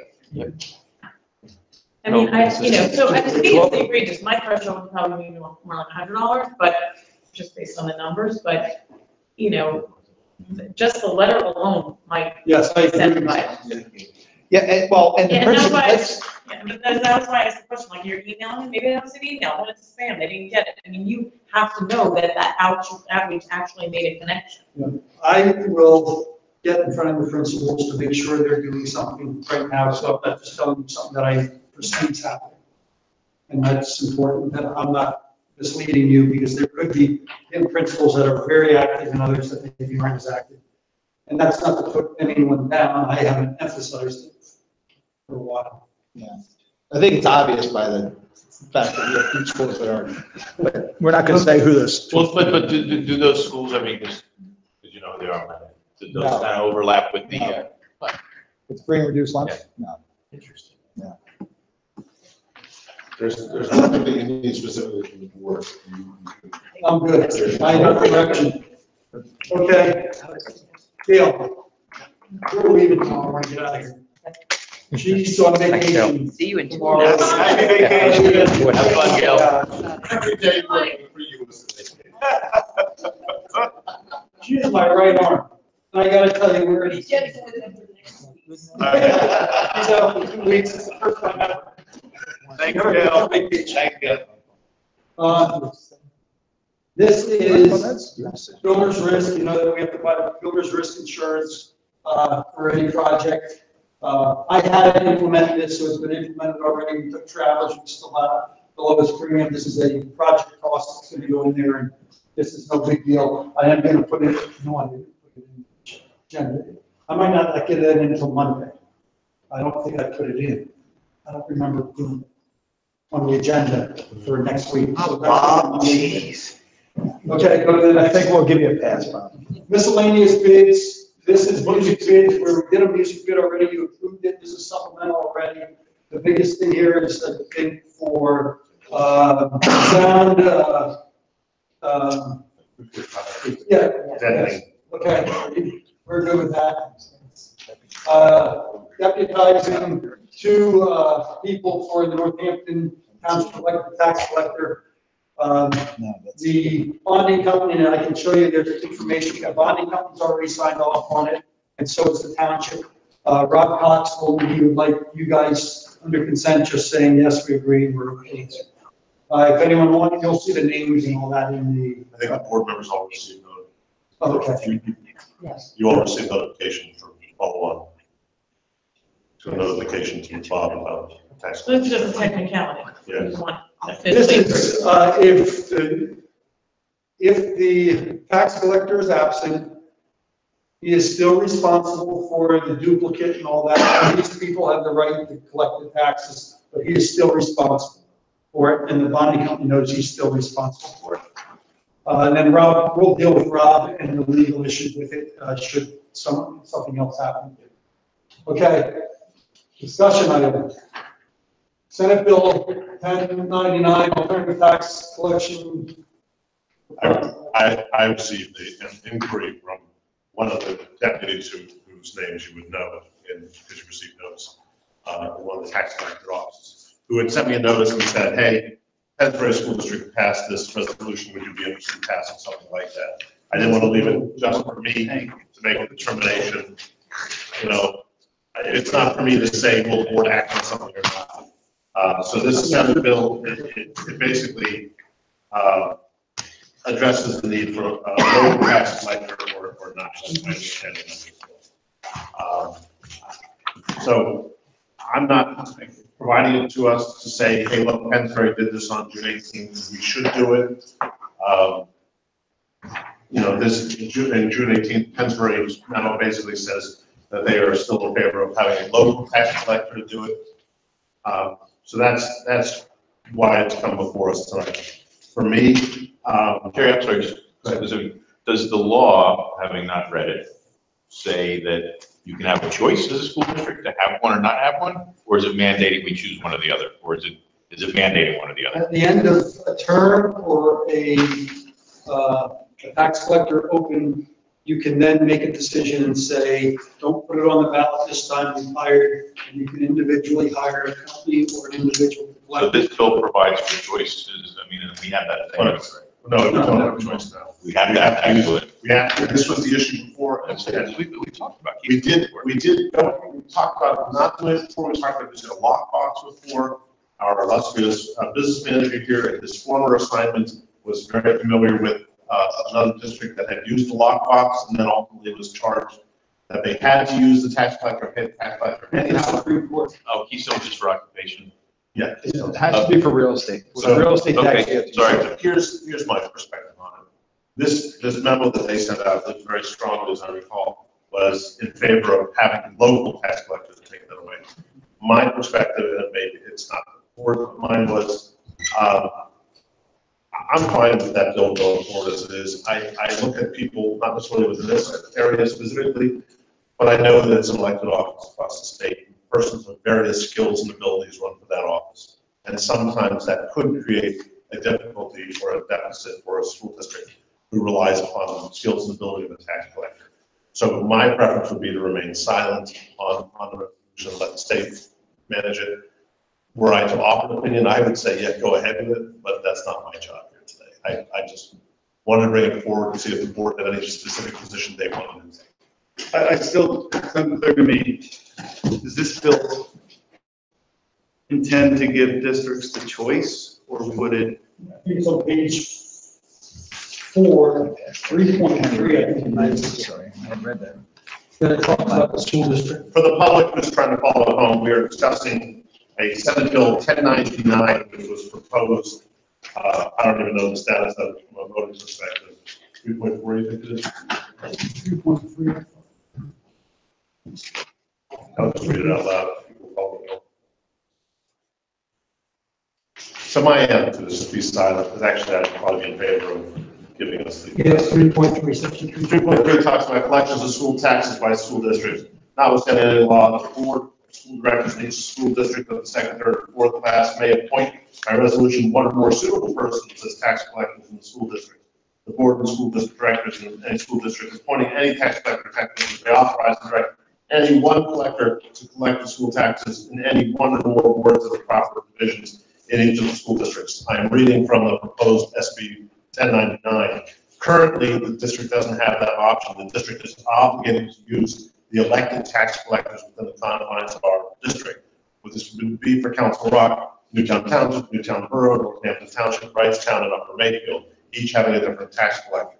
There would be a reason for us to say 1099 would be convenient because Bob and his office would then be working with one tax collector across the domain, whether it was someone who we chose as a professional organization or someone we knew to have the services and ability within the district and the proper bonding. My perspective, guys, was I brought it for you just so we could either choose to do something or choose to do nothing. I would probably go counter what Prensbury did, but I'm content to let this go and sit silent about the Senate work its magic. Opinions, commentary? I'm not too different from you, although I would love to have more choice, and it might not be a bad idea to advocate ourselves to our own elected officials, but I don't necessarily think we have to jump out there. I don't think the board needs to take a position on this. I don't have a position at this point. So the board as a whole, I think, will remain silent. The board will have to speak as a board on this topic then. Unless somebody feels strong with their board comment. But, right, and you can all talk to your individual representatives as they bring forward. I appreciate the endurance with it. It's just, it came to me and I didn't want to represent the board. So, having nothing else on the agenda, is there any board comment? Any final public comment? This meeting is adjourned.